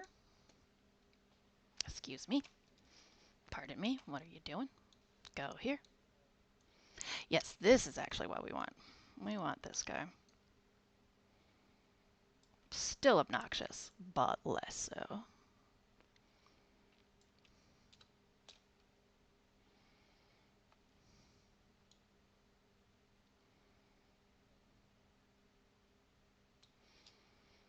So make sure as much of it lines up as you can, and then, you know, you just take a deep breath about the rest because it just works, blah, blah, blah.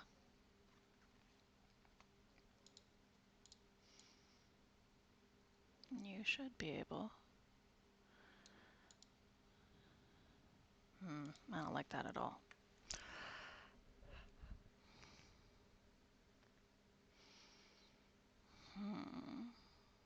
Wall corner 2, which is supposed to match the stain for wall 2. Oh, there we go. Delightful.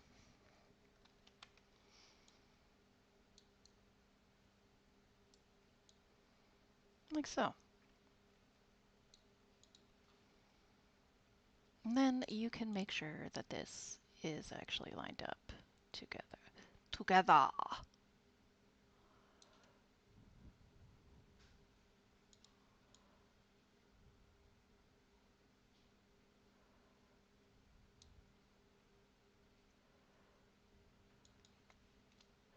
Together.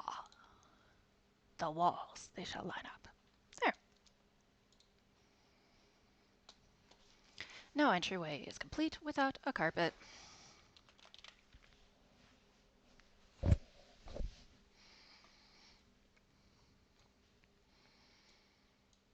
As you can see, they're big, so we scale.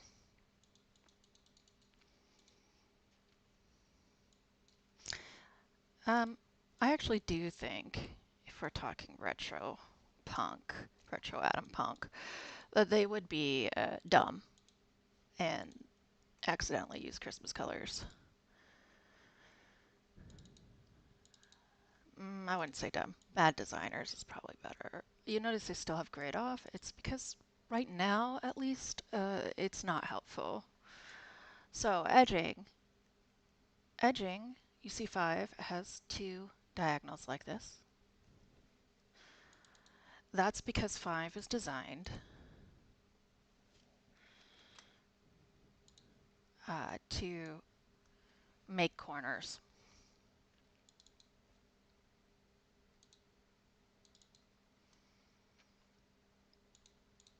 So even though we scaled this down, we need to scale this up or scale it down and use 2. So we attach, and then we duplicate, and we're just going to slide over like that. Now we have one full carpet chain. Where it overlaps is really not noticeable unless you have, like, you stare at it till you die. Because it's a square, all we have to do is make a static and duplicate it and hope that it doesn't beep at you, and then rotate.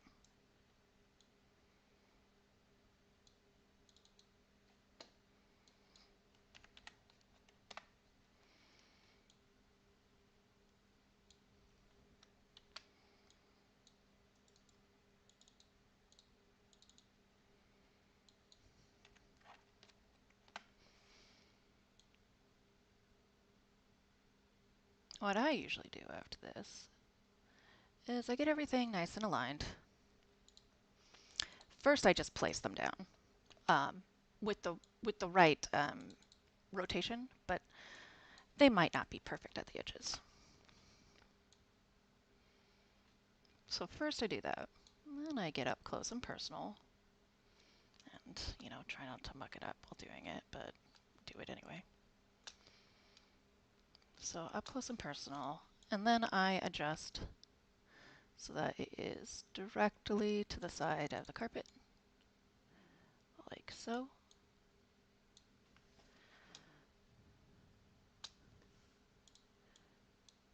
You cut that out. It's okay if it overlaps the carpet a little bit. Like, these are not perfect materials by any means, and you don't have to do a perfect job with them.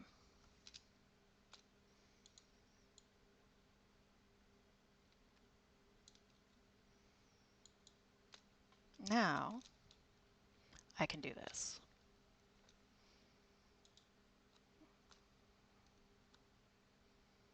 Lord almighty.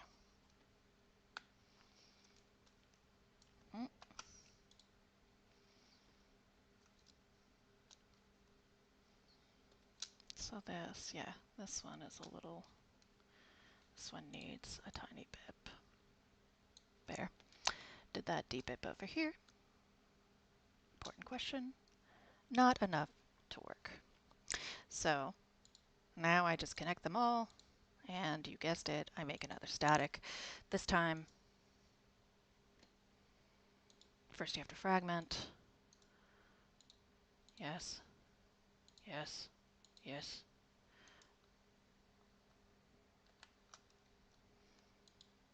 Then make static collection.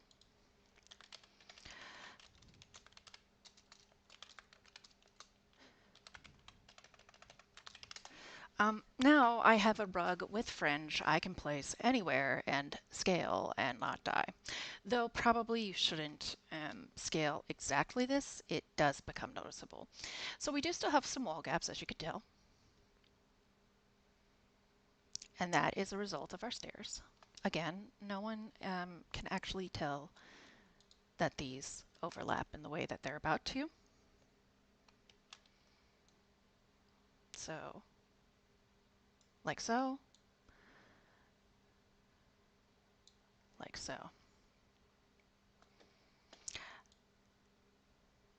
Now, actually, you can turn on grid,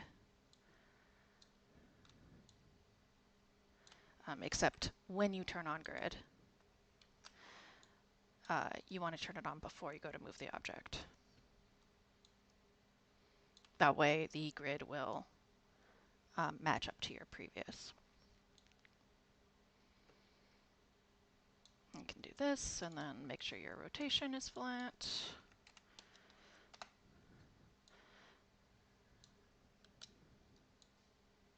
It's actually X that I want to stop that. Why?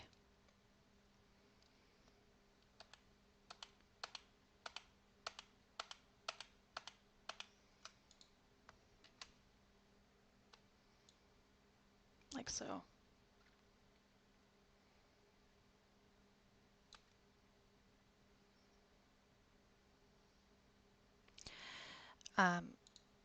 So here we want to just, it's not, as you can see, directly next to it. So again, we're going to do some manual.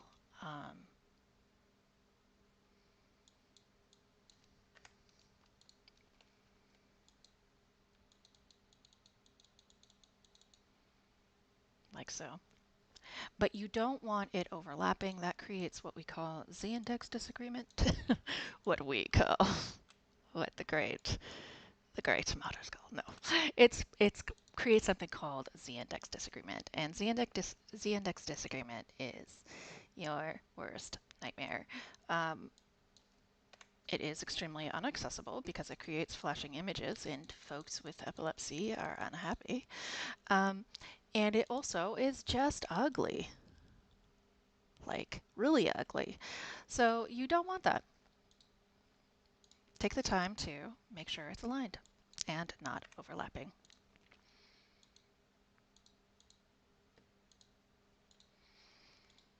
The idiot bit is not going to be noticeable. It's better for everyone that it connects than it doesn't. Lord.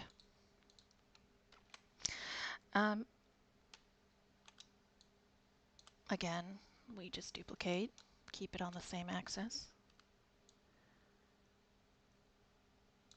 and then rotate. In this case, if we take off the negative, it should do what we want. Indeed it does. Lord. It's because it's not selected in the window. I just finally figured it out this whole time.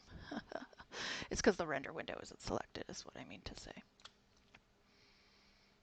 So I should be able to turn it around, and bingo. So the other thing you may notice now, though, is that we have this sort of unseemly guy. That gets fixed with a pillar, period, but it gets fixed with a big pillar.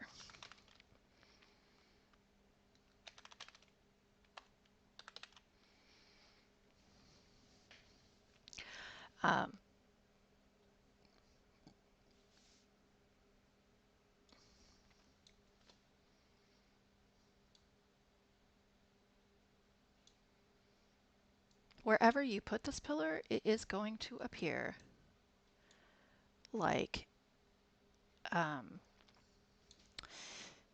the stair railing has come out of it, so you're not really in danger of that being an issue.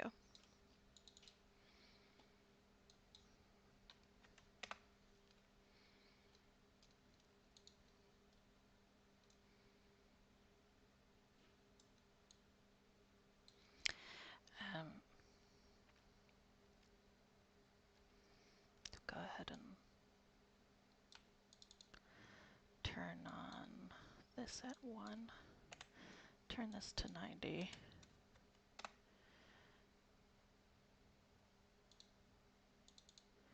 And then let's see what we do here.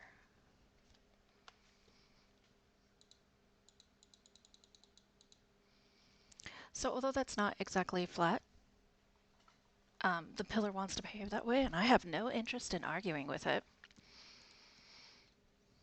Now we have a cover here.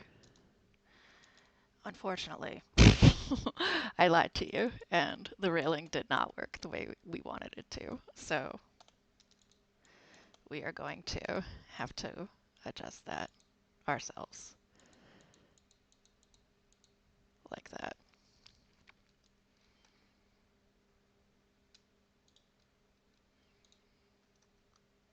Now we can duplicate, let's hit OK.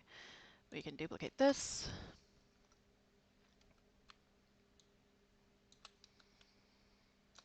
The reason I'm keeping it on the Y like this is because it will look freaking weird if we don't.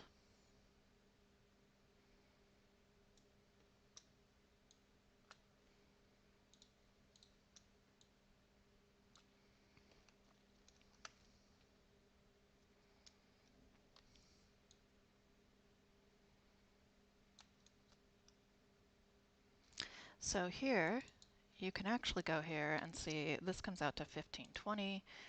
This 1536.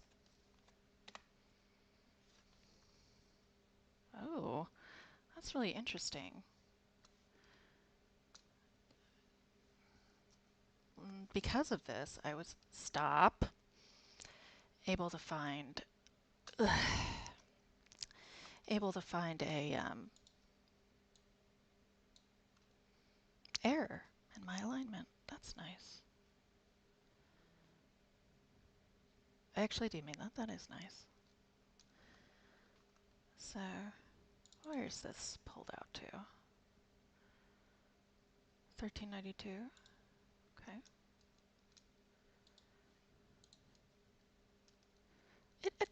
Why? It was literally clicked on whatever.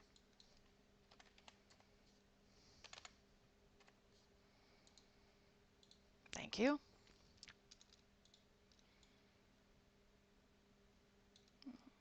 So we'll pull that forward like that. Good. This, let's get this flat. Okay. Oh my god, sometimes, man. It's like, why even bother? Yeah. 1488.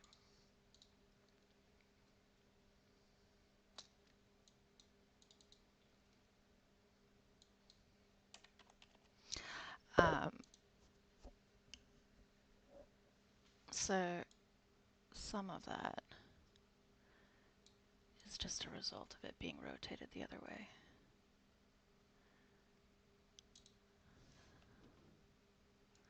Its long side is facing out. Like that, actually.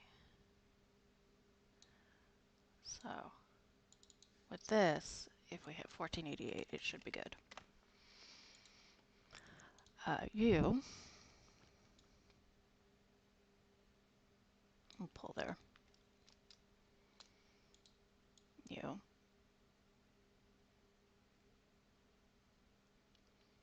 pull there. Now we have one last very obnoxious thing to realign, and that is these corners. Stop that. Are you straight, by the way? You are. Are you straight, viewer? I'm not. So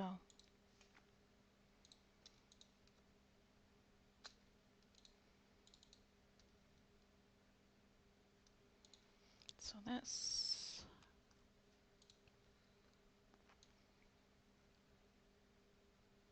so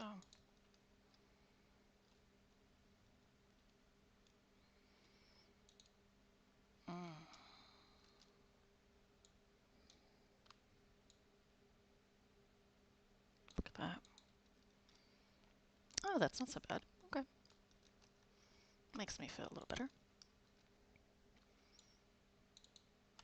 Nope, don't, don't you play games with me. Okay. Good, good, good, good, good. So we fixed our issues and we have covered up the gross. Perfect. This has a roof, and that's partially why I chose it. But we are going to need to build in some cover for the roof not existing past these walls, as it's a 2-floor, correct? This is where the second floor will be. So we need to choose medium-sized walls with windows. Why medium? Because it's technically starting a little bit below. Though there is a chance that I'm full of stuffing.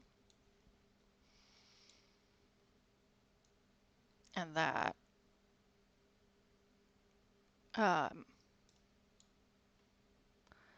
actually, yeah, I am full of stuffing.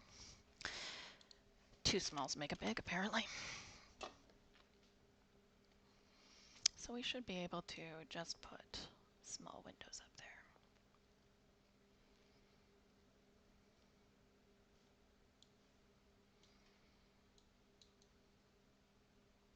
Like that. Beautiful. So what we want this to do is to line up with our corner. That is essentially the corner where it tops off is essentially where we're going to put a roof. Unless someone is using a player height mod, it should be perfectly doable for their character to fit under. If they are using a player height mod, if you're using a player height mod, I dislike you. Only slightly, though.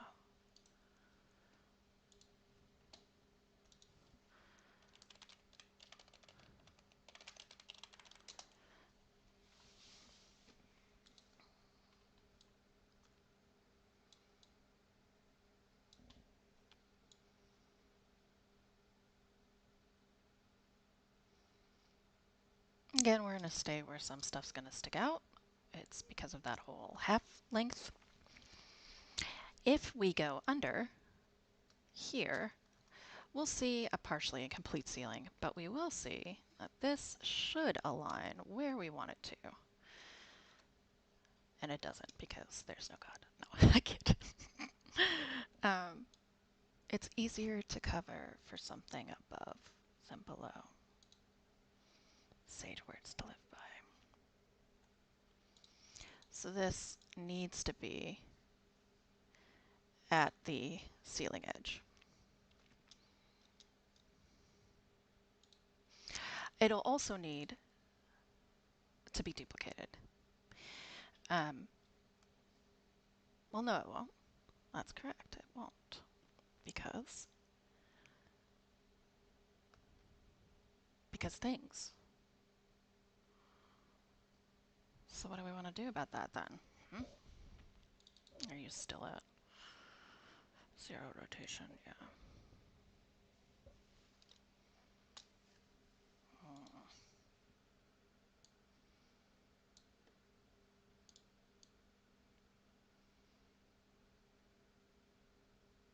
That's too low.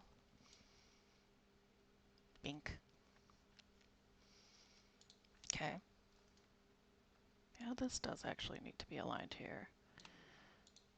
So then that means over here, we get to play hide and seek, which is fine. Oh, right. That's why it looks weird. It's because that's not actually a wall back. That is a faux back. So there's a lot of little archways and cute little decorative things we can put here.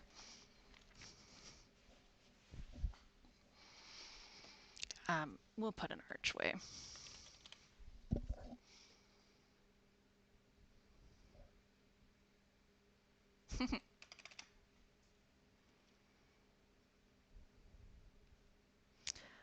You want to make sure it is static.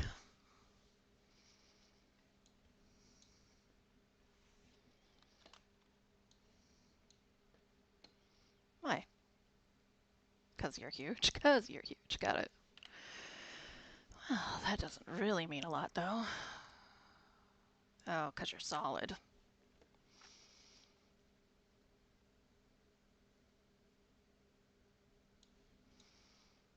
Got it.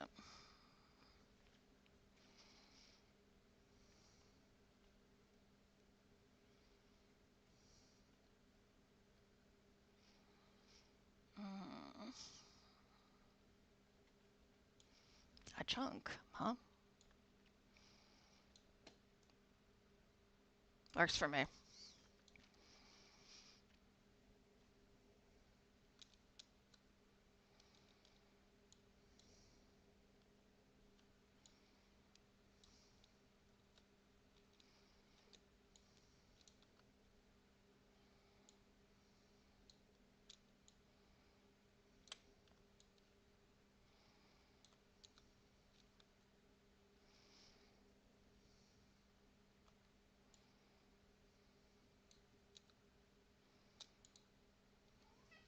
Yeah? What?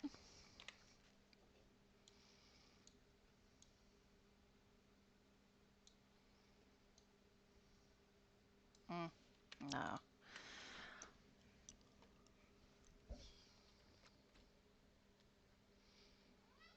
What, buddy?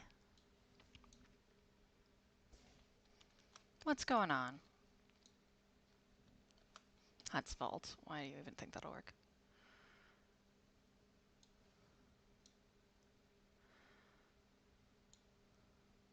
Oh, great. This is actually what I was hoping to find. There's a little... You can do material swaps. So right now this is brick, but we are going to swap a material on it. Oh, of course, that's the problem. That's the problem. Can I just Z it down? Stop. Why? Yes, I can.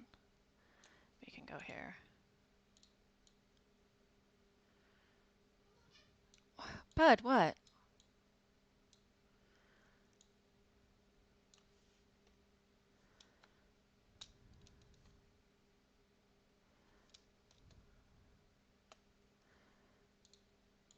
My cat. He is feeling very strong. So edit base. When you are going to change materials, you can go here, edit base, model right here, edit that model. Material swap. Ta-da! So we can go with pink trim, wood siding, white.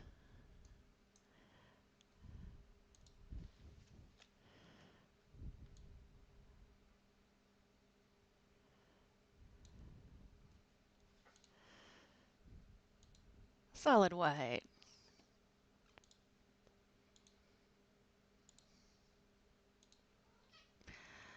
Oh, this child. We can also do a custom material swap, um, which would require a little bit of finagle.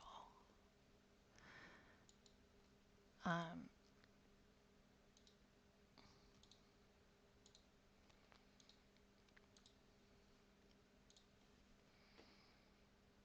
so now we have this material swap of a cute little white arch. That doesn't work at all.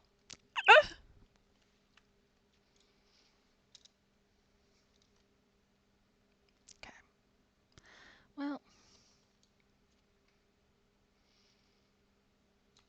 it doesn't kill you, can't hurt you.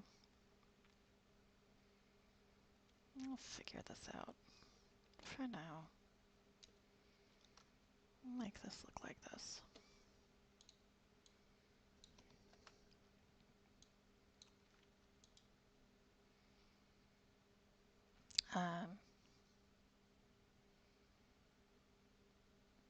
Yeah, for now, that's what we'll do.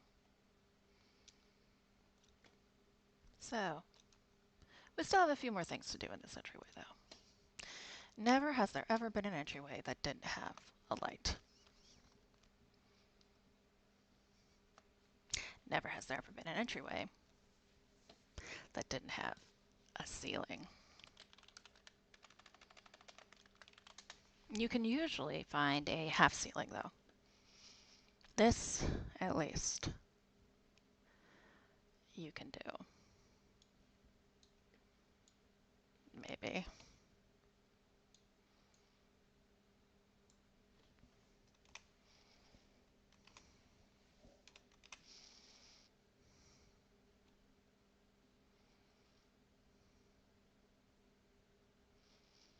Building wood, small floor ceiling, but we only want ceiling.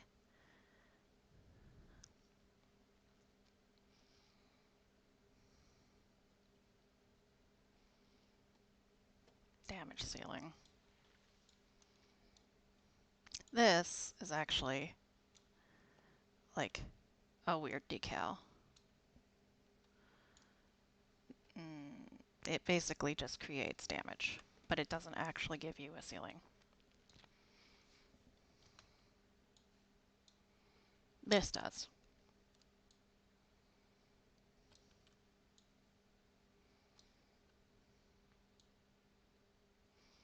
So here we can do this.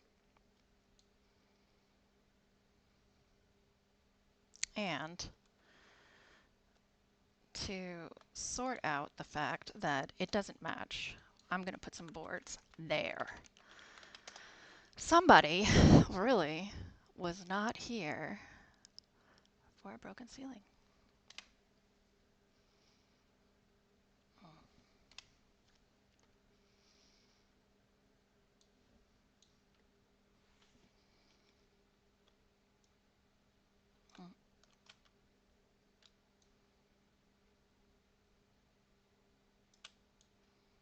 Then we'll take C and come down just a little bit, like so.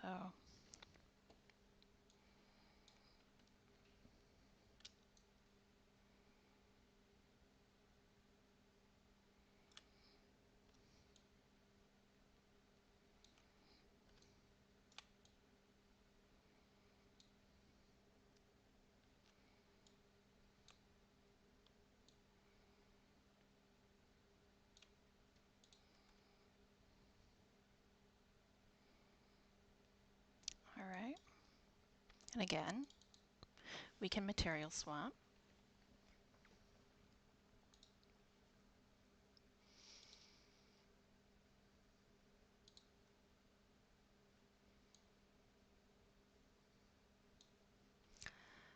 But we don't have what I actually want, so we're not going to worry about it.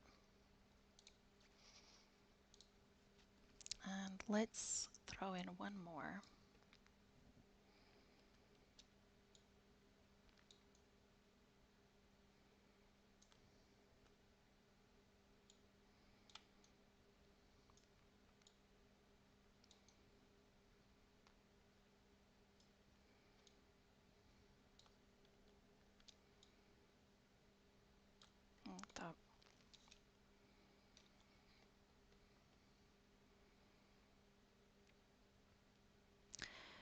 So because we have such a broke-ass ceiling, we're actually going to just put an oil lamp on the floor.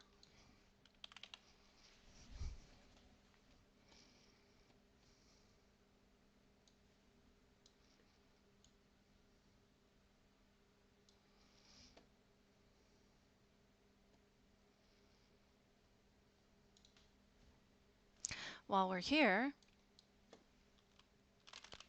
you want to consider putting lighting in for that oil lamp.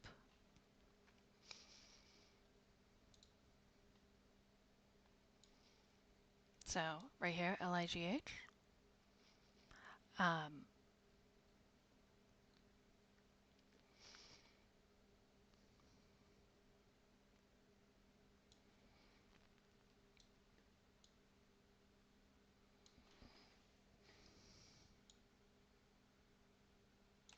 so we can actually come up here, shut that off, and it'll show us exactly the lighting we've put in. And it shows us that there's a gap there. Thank you.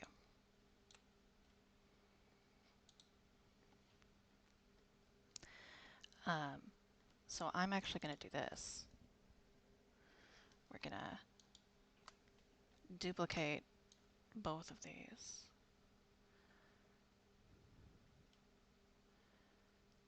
Do something like that.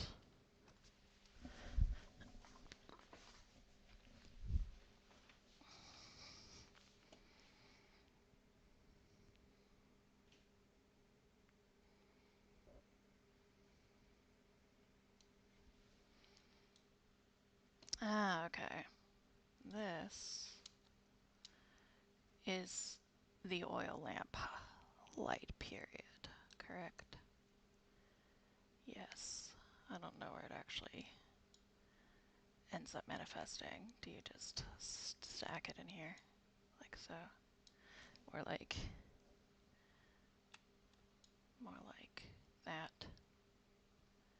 Yeah. Oh, okay, yeah, like that. So this is hung up. I see. Um,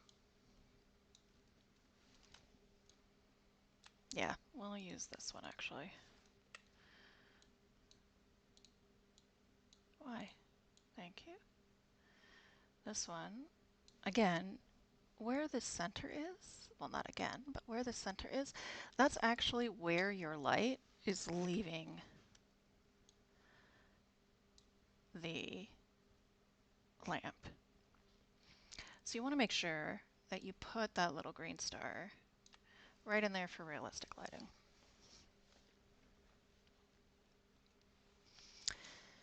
Pull out and you can see where it's going to have kind of a shimmer.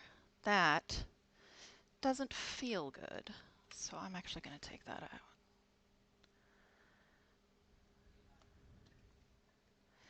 And, well, maybe I won't take out the whole lamp, but I will take out the second light and put back in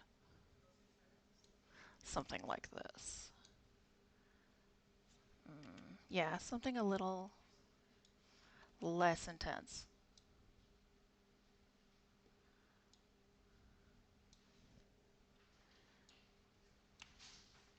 Yeah.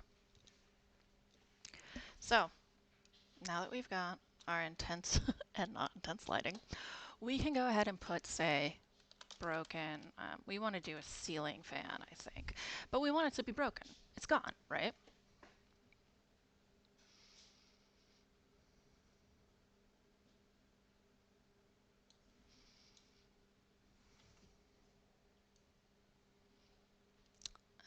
I think this is hotel ceiling period, but I'm just curious what it looks like on the bottom. Oh, like that. Oh, I like that set. I like that. Okay, I like that a lot. So maybe we actually do something like, ooh, I have ruined this entirely though. Um, do something like this.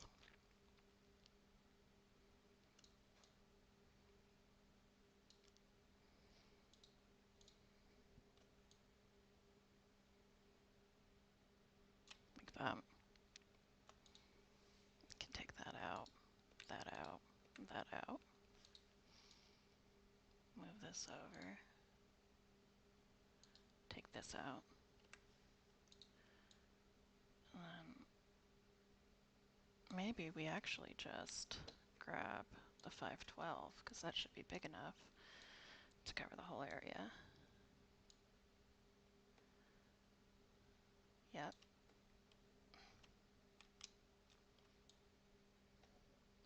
So once you do something like this, You have to make sure it's consistent throughout the whole room. Now, luckily, this is just our entryway. So we don't actually have to commit to anything too intense. But we do need to make sure that it is below our other guy there.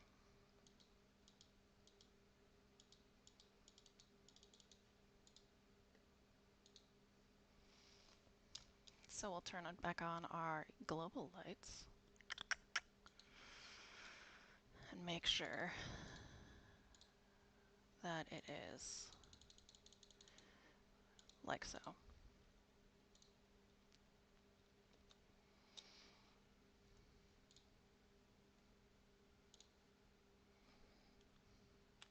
Mm.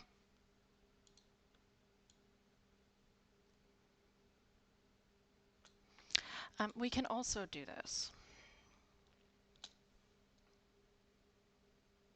Well, actually, I don't think that, I think that works. I think that solves my issue perfectly because it's a step down. Yeah, lovely. Okay. So turn back on our not global lighting because we want to make sure that in general it's not looking weird here. Great. So when they come into the room proper, you recall that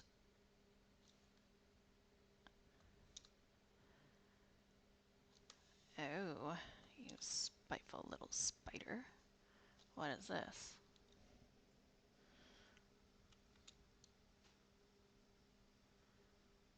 Okay, well.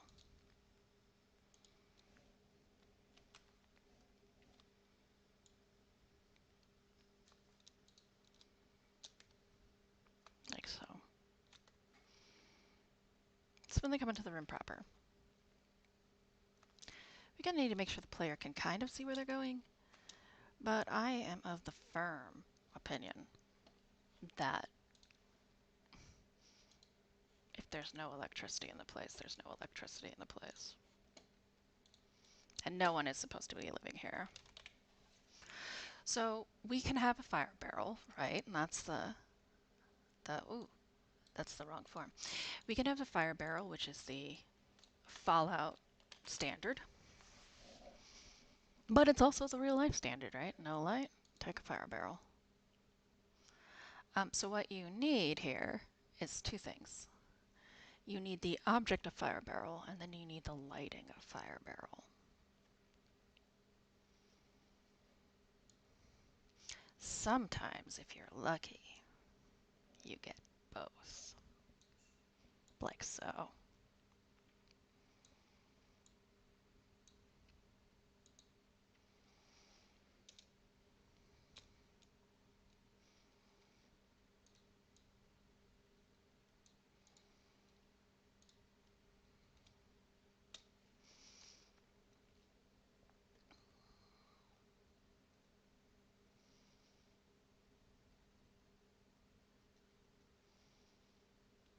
Uh,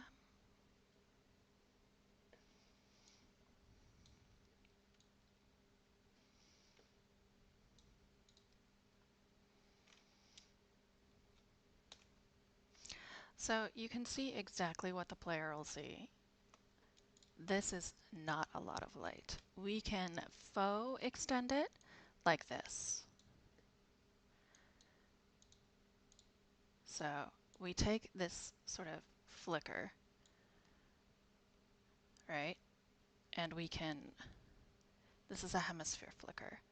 So meaning half circle, right? We basically can throw it on top of our barrel, but we want a brighter one. But we can throw things like that on top. That makes it feel like that, see? Makes it feel like we are moving light further away.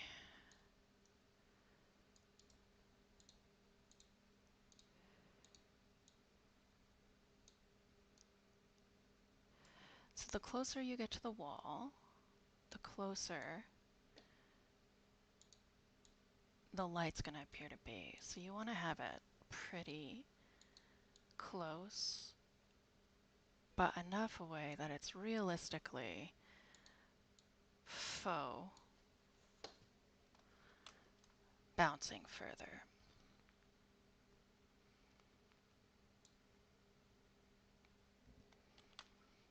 So here, I'm just creating a little circle of faux light bounce so that there's just a little bit more.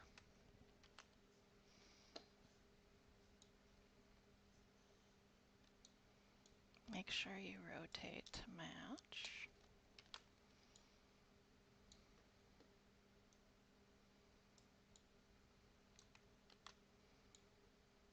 Now, when the player comes in, they'll have these little kind of echoes of light that are very realistic for coming off of barrels. Here, because there's this weird seam, we're going to rotate this so that that weird seam is gone.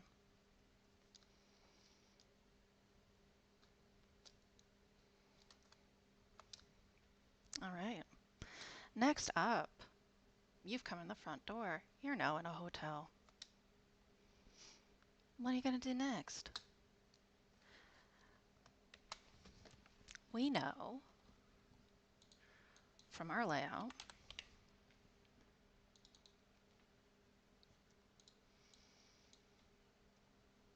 global lighting, come back! Pop. We know from our layout that once you enter,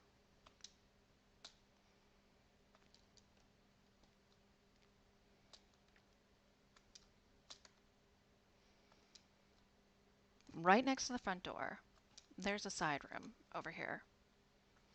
And that the front door has a little bit of lobby over there, but that there's also a side room right there. We also know that there is 2 floors directly above the door.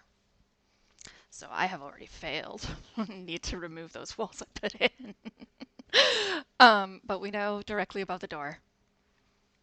Oh, we know there's one directly over here. But that the second floor works like a duplicate of the bottom. However, we have a broken wall here. So we are pretty much only going to be making a hallway there. This area, oh, I'm using my finger. We're only going to be making a hallway there. This area will be a room of some variety, or 2 rooms from either end.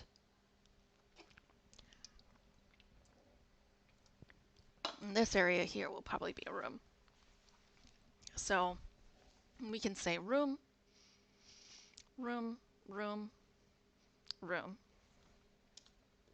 You'll see when we turn here, this will say, ooh, sorry, wall. This will say shortcut to the office. So there's an implication that there's an office right here. This is not a lot of space to have an office.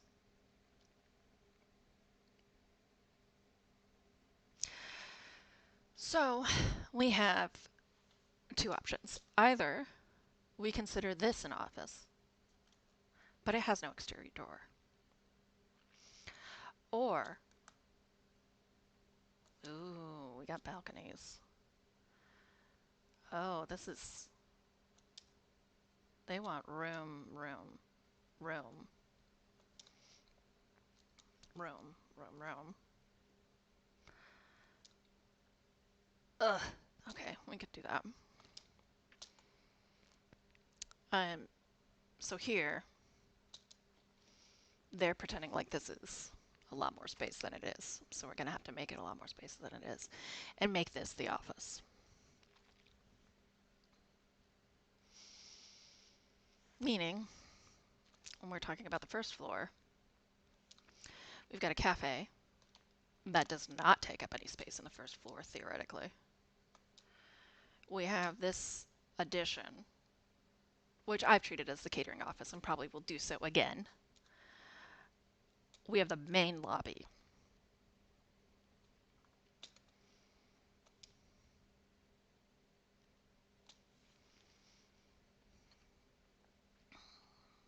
Yeah, they have a full wall there. I wonder if they want their cafe separate. I will inquire later. So, the lobby actually is a little cut off by some rooms over here, which would never be absolutely open. There would always be a hallway to them. So there has to be a hallway made. And that hallway has to have stairs. So the stairs have to be in the center. Yes. Here, though, we do get an exterior push, a bump like that. So how would we do that then? Let me put a hallway here.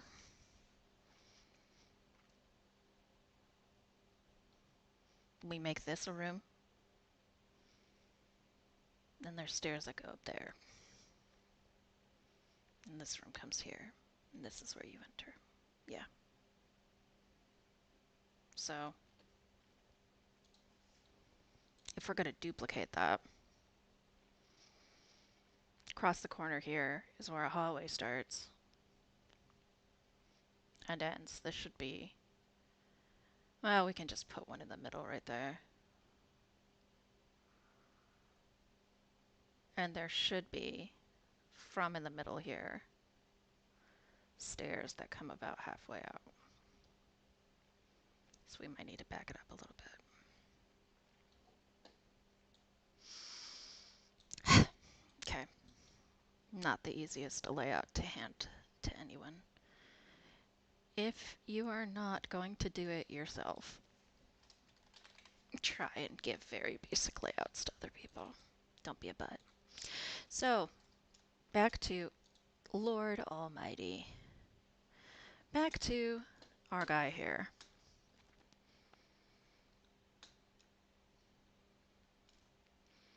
We know right here, there's a room.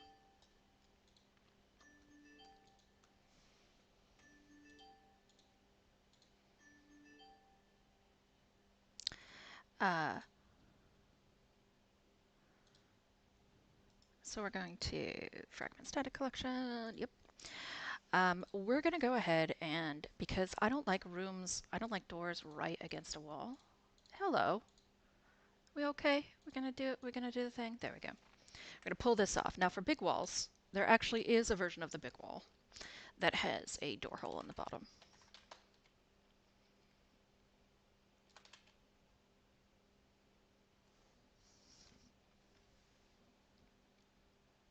So you have hallway, two-way door. This is actually what we want here.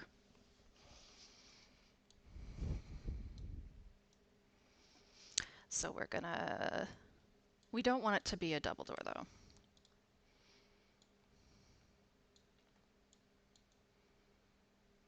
Right.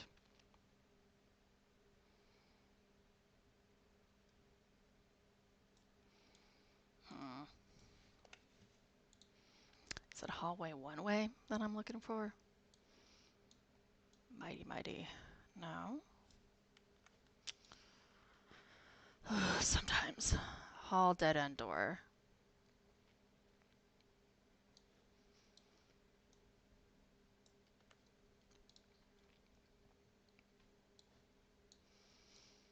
So this is a hallway right here.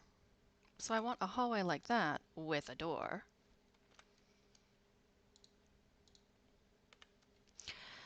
Like this. Yes. Okay, so that's double. I don't want that.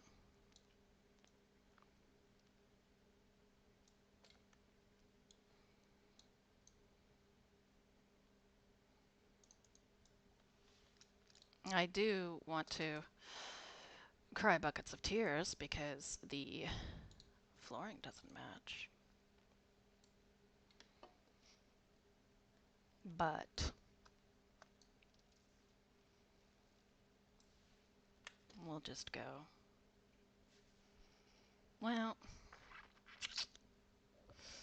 it's just so utterly convenient. I mean, sometimes you just don't get to win, right?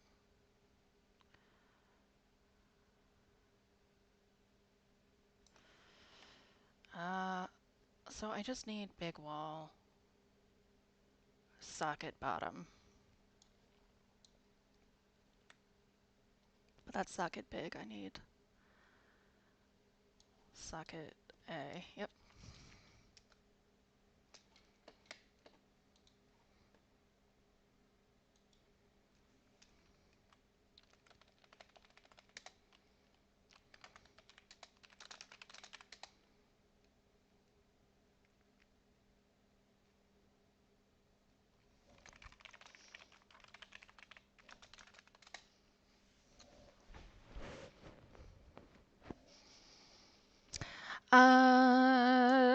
Here, you.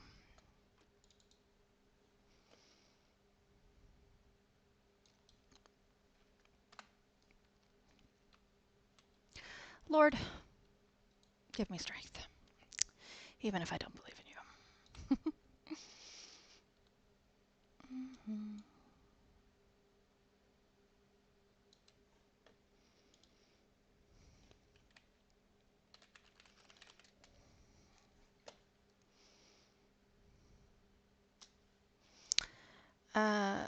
There we go.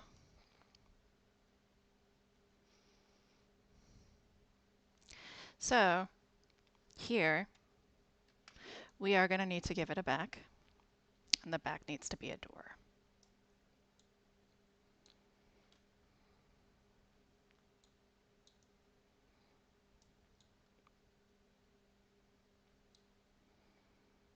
Like so. This, we can just do like so. Now, we have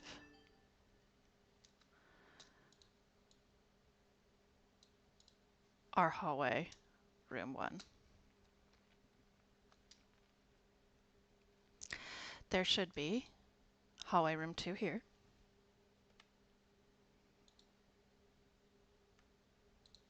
So we're just going to take a moment and 1, make sure this is straight.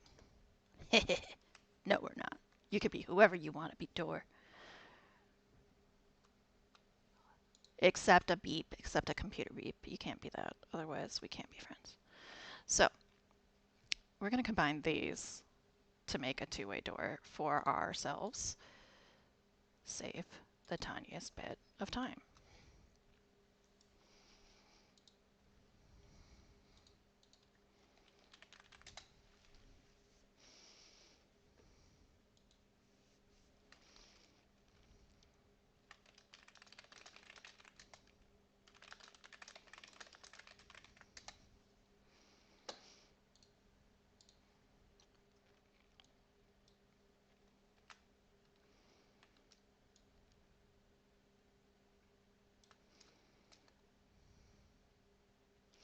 So, try not to make yourself dizzy, but get everything put together. Make sure that you don't put things too close together because, as you can see, like that, I mean, in the end of days, doesn't really matter. And actually, realistically, they would be a little bit forward, so we're going to leave it. And then we know we have one more down here. This one we're going to go ahead and put in the corner because it's a smaller room than the others. Well, actually, we need to move it up a square, don't we? So we're going to take these two and rotate them.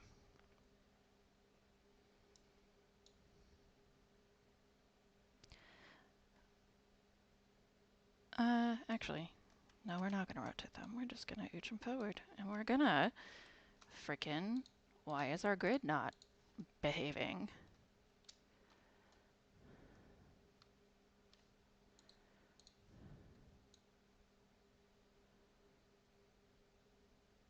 Like that.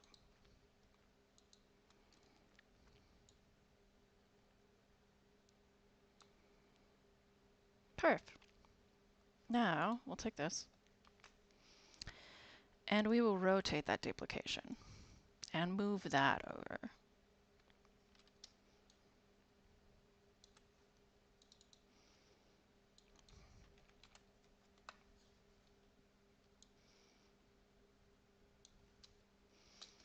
Now we have our room that is literally half a square in our original makeup, but we have our room set up to not be that way now. Um,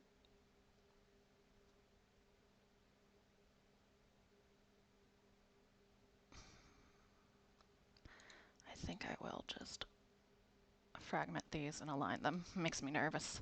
Makes me too nervous. There.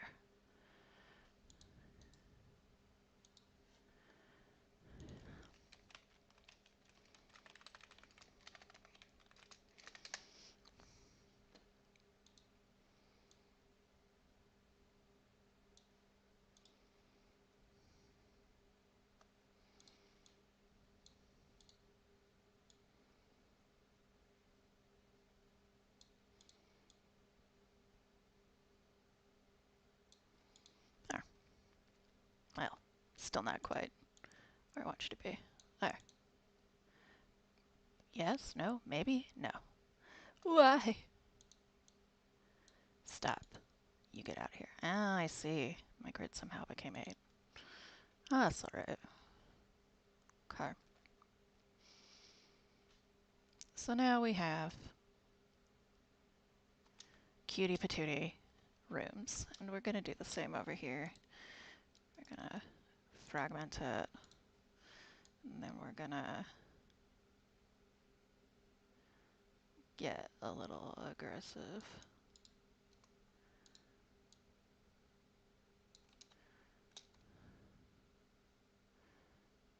So that this can definitely connect right there.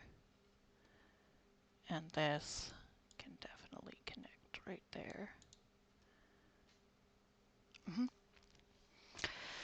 So the room itself, we know this one is a little bit out from the outside, but not a lot. And we know that this one hangs out all the way. We know that this one is tiny as heck. So we're just going to go ahead and ignore rooms for now, knowing that, because we want to. We're going to put a corner here, corner wall here, same corner we've been using.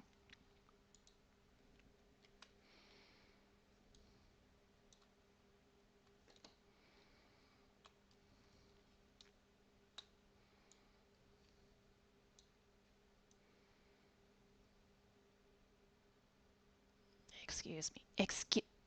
Pardon. Pardon me. Don't be a butt. Let's make sure it is rotated flat. I'm gonna do that. Ooh, why is that Z-index stutter going on? I see. So we actually need to rotate that 180. No, lies. Negative 180. Maybe, possibly, who knows. Let's just pull this over here. We need the long side to face out like that.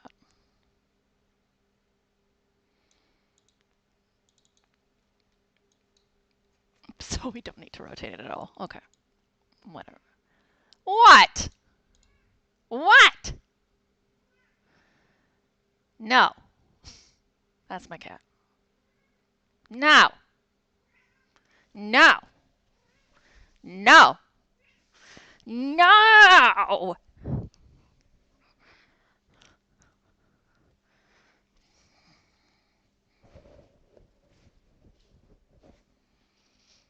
Go. Okay. What did I just say? Do you think I'm a chump? Rude. So we're going to want to put the stairs in because the stairs suck and we need them in. before we move on. So right here is where we want to put the stairs. Correct? No, that is not correct. Because this needs to come out 2 or 1. 2.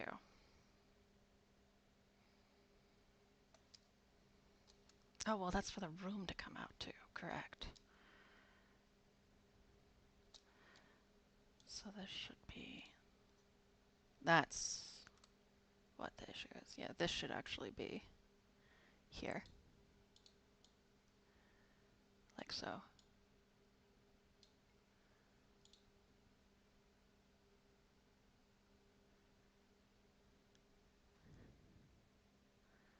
And then that needs to go like that.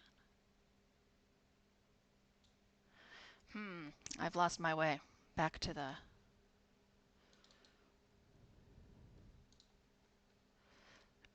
drawing board. Room. Room. Right. So this just comes out a little bit. That's really it. So yeah, it is the 1 square is the hallway. This door is on that. These doors are not parallel. Yes, they are. No, they're not. Do we just... Oh, there's no door on the... There's no room on the bottom floor, Jesse. So that's why it has it like that. Okay, we're fine. We just need to pull out a door.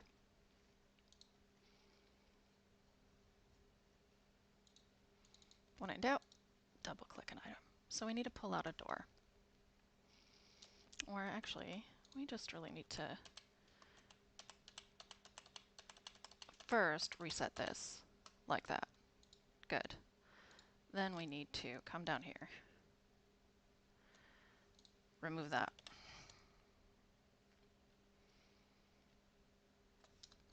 Move this back.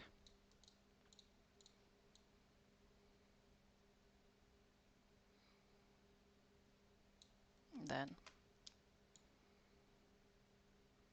like that. Okay. So that handles that. And there, I believe, is where we put our corner. Yep.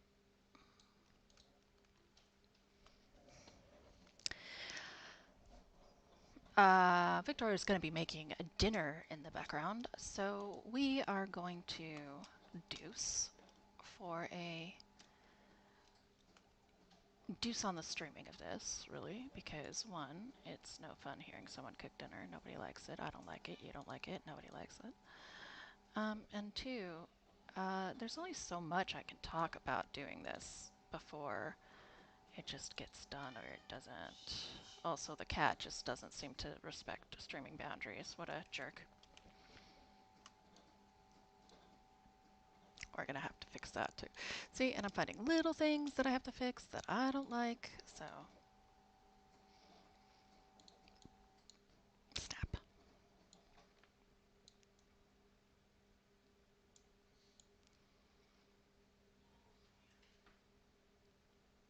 Worst part is, I had up to the 2nd floor done, but we're not gonna let that, we're not gonna think about it. Nobody think about it.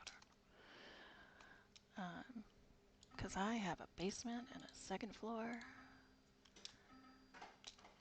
We're not gonna think about it. We are going to imagine Creation Kit as a person, and we're going to cut their face in 4 separate pieces.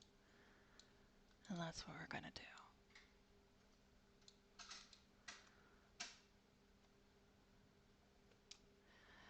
I'm wondering, should I make my hallway? I should make my hallway first. I should lay out my floor, the rest of my floor actually first. Let's see, who's got an independent one? You.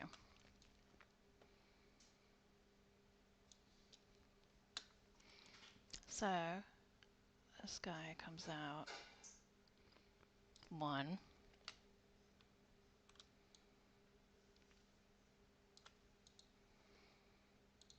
Mm, there. Like so, like so.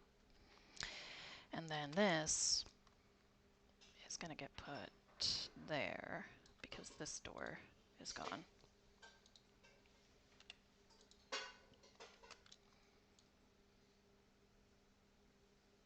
We will replace it with windows, but for now.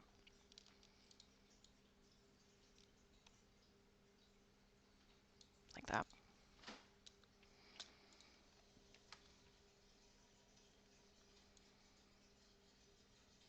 So, Yorkie! Yorkie! Yorkie!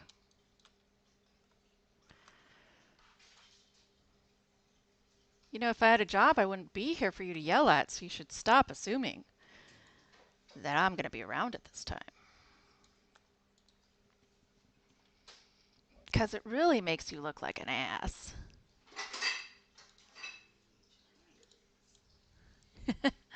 She's not that much of an ass. She's just a kitty.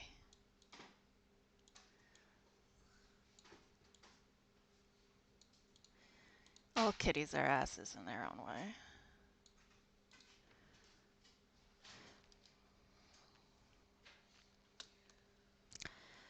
So there is the bottom floor room layouts, which are actually pretty much just duplicated upstairs. The only difference being there is another room upstairs right there. But we've already determined that the upstairs hallway is going to be a little bit wonk. We can also just have that balcony taken off because we request very nicely. We could do this.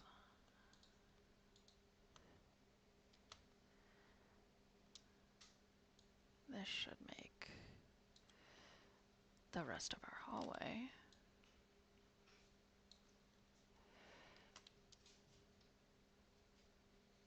Like that.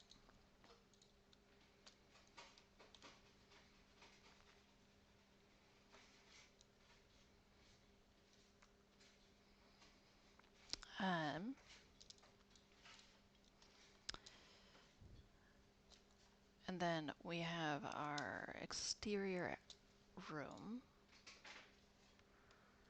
that we're literally going to use this for. Like that. And this just goes right up there.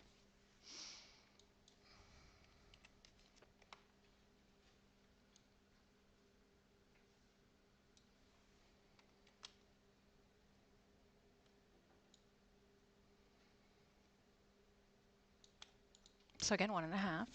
So we have a 1x3 room.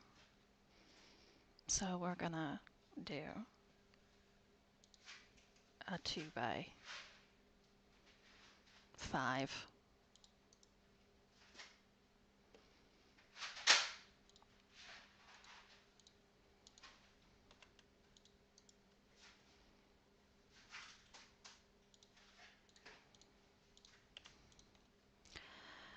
And we have our cafe. So the cafe, ooh, am I turned around a little bit? No, I'm not.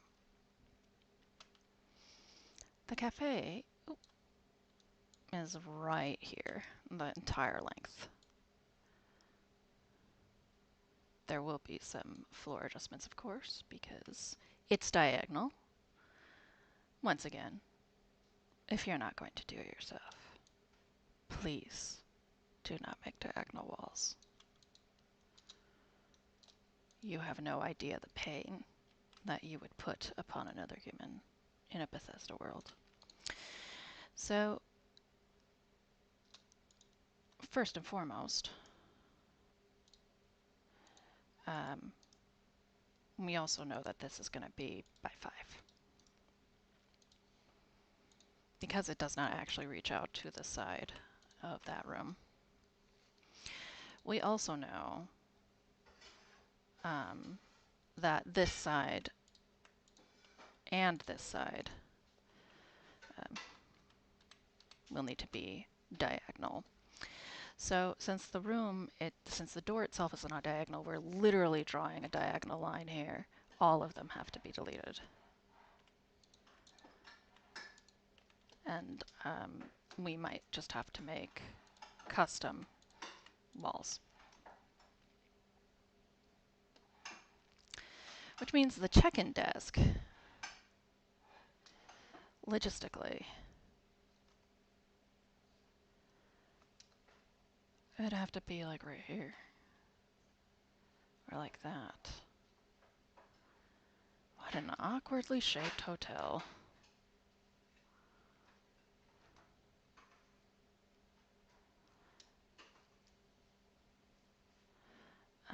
From here, we would put in, and we will put in the stairs. Because I'm not going to walk away from this and then be like, damn it, I didn't make a place for my stairs.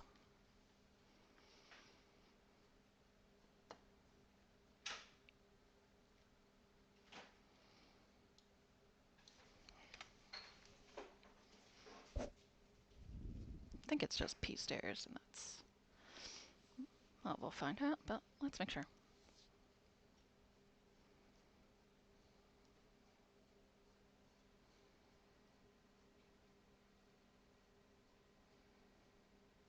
Oh, is it really just, well, that makes sense, actually. Stairs, spiral. Are you cute? Because if you're cute, we'll keep you. Yes, you are very cute. We'll keep you.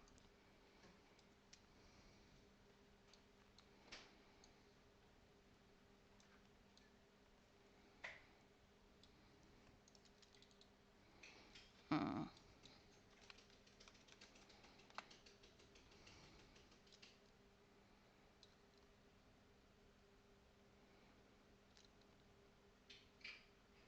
Cute. So next we need to make sure that this lines up with like, yeah, like that.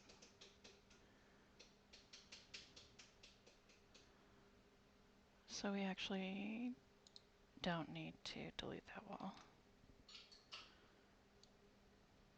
because we can do it this way.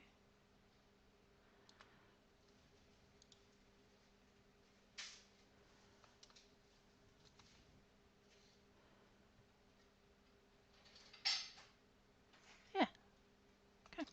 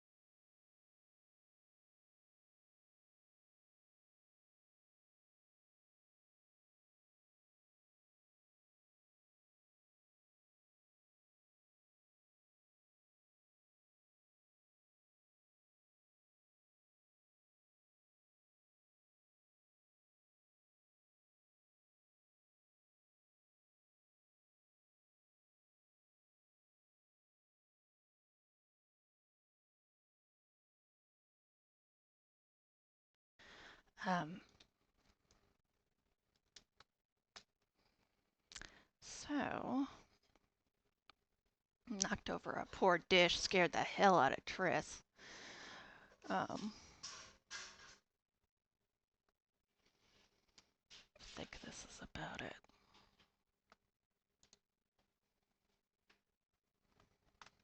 Yep, that's about it. See you tomorrow for the same thing.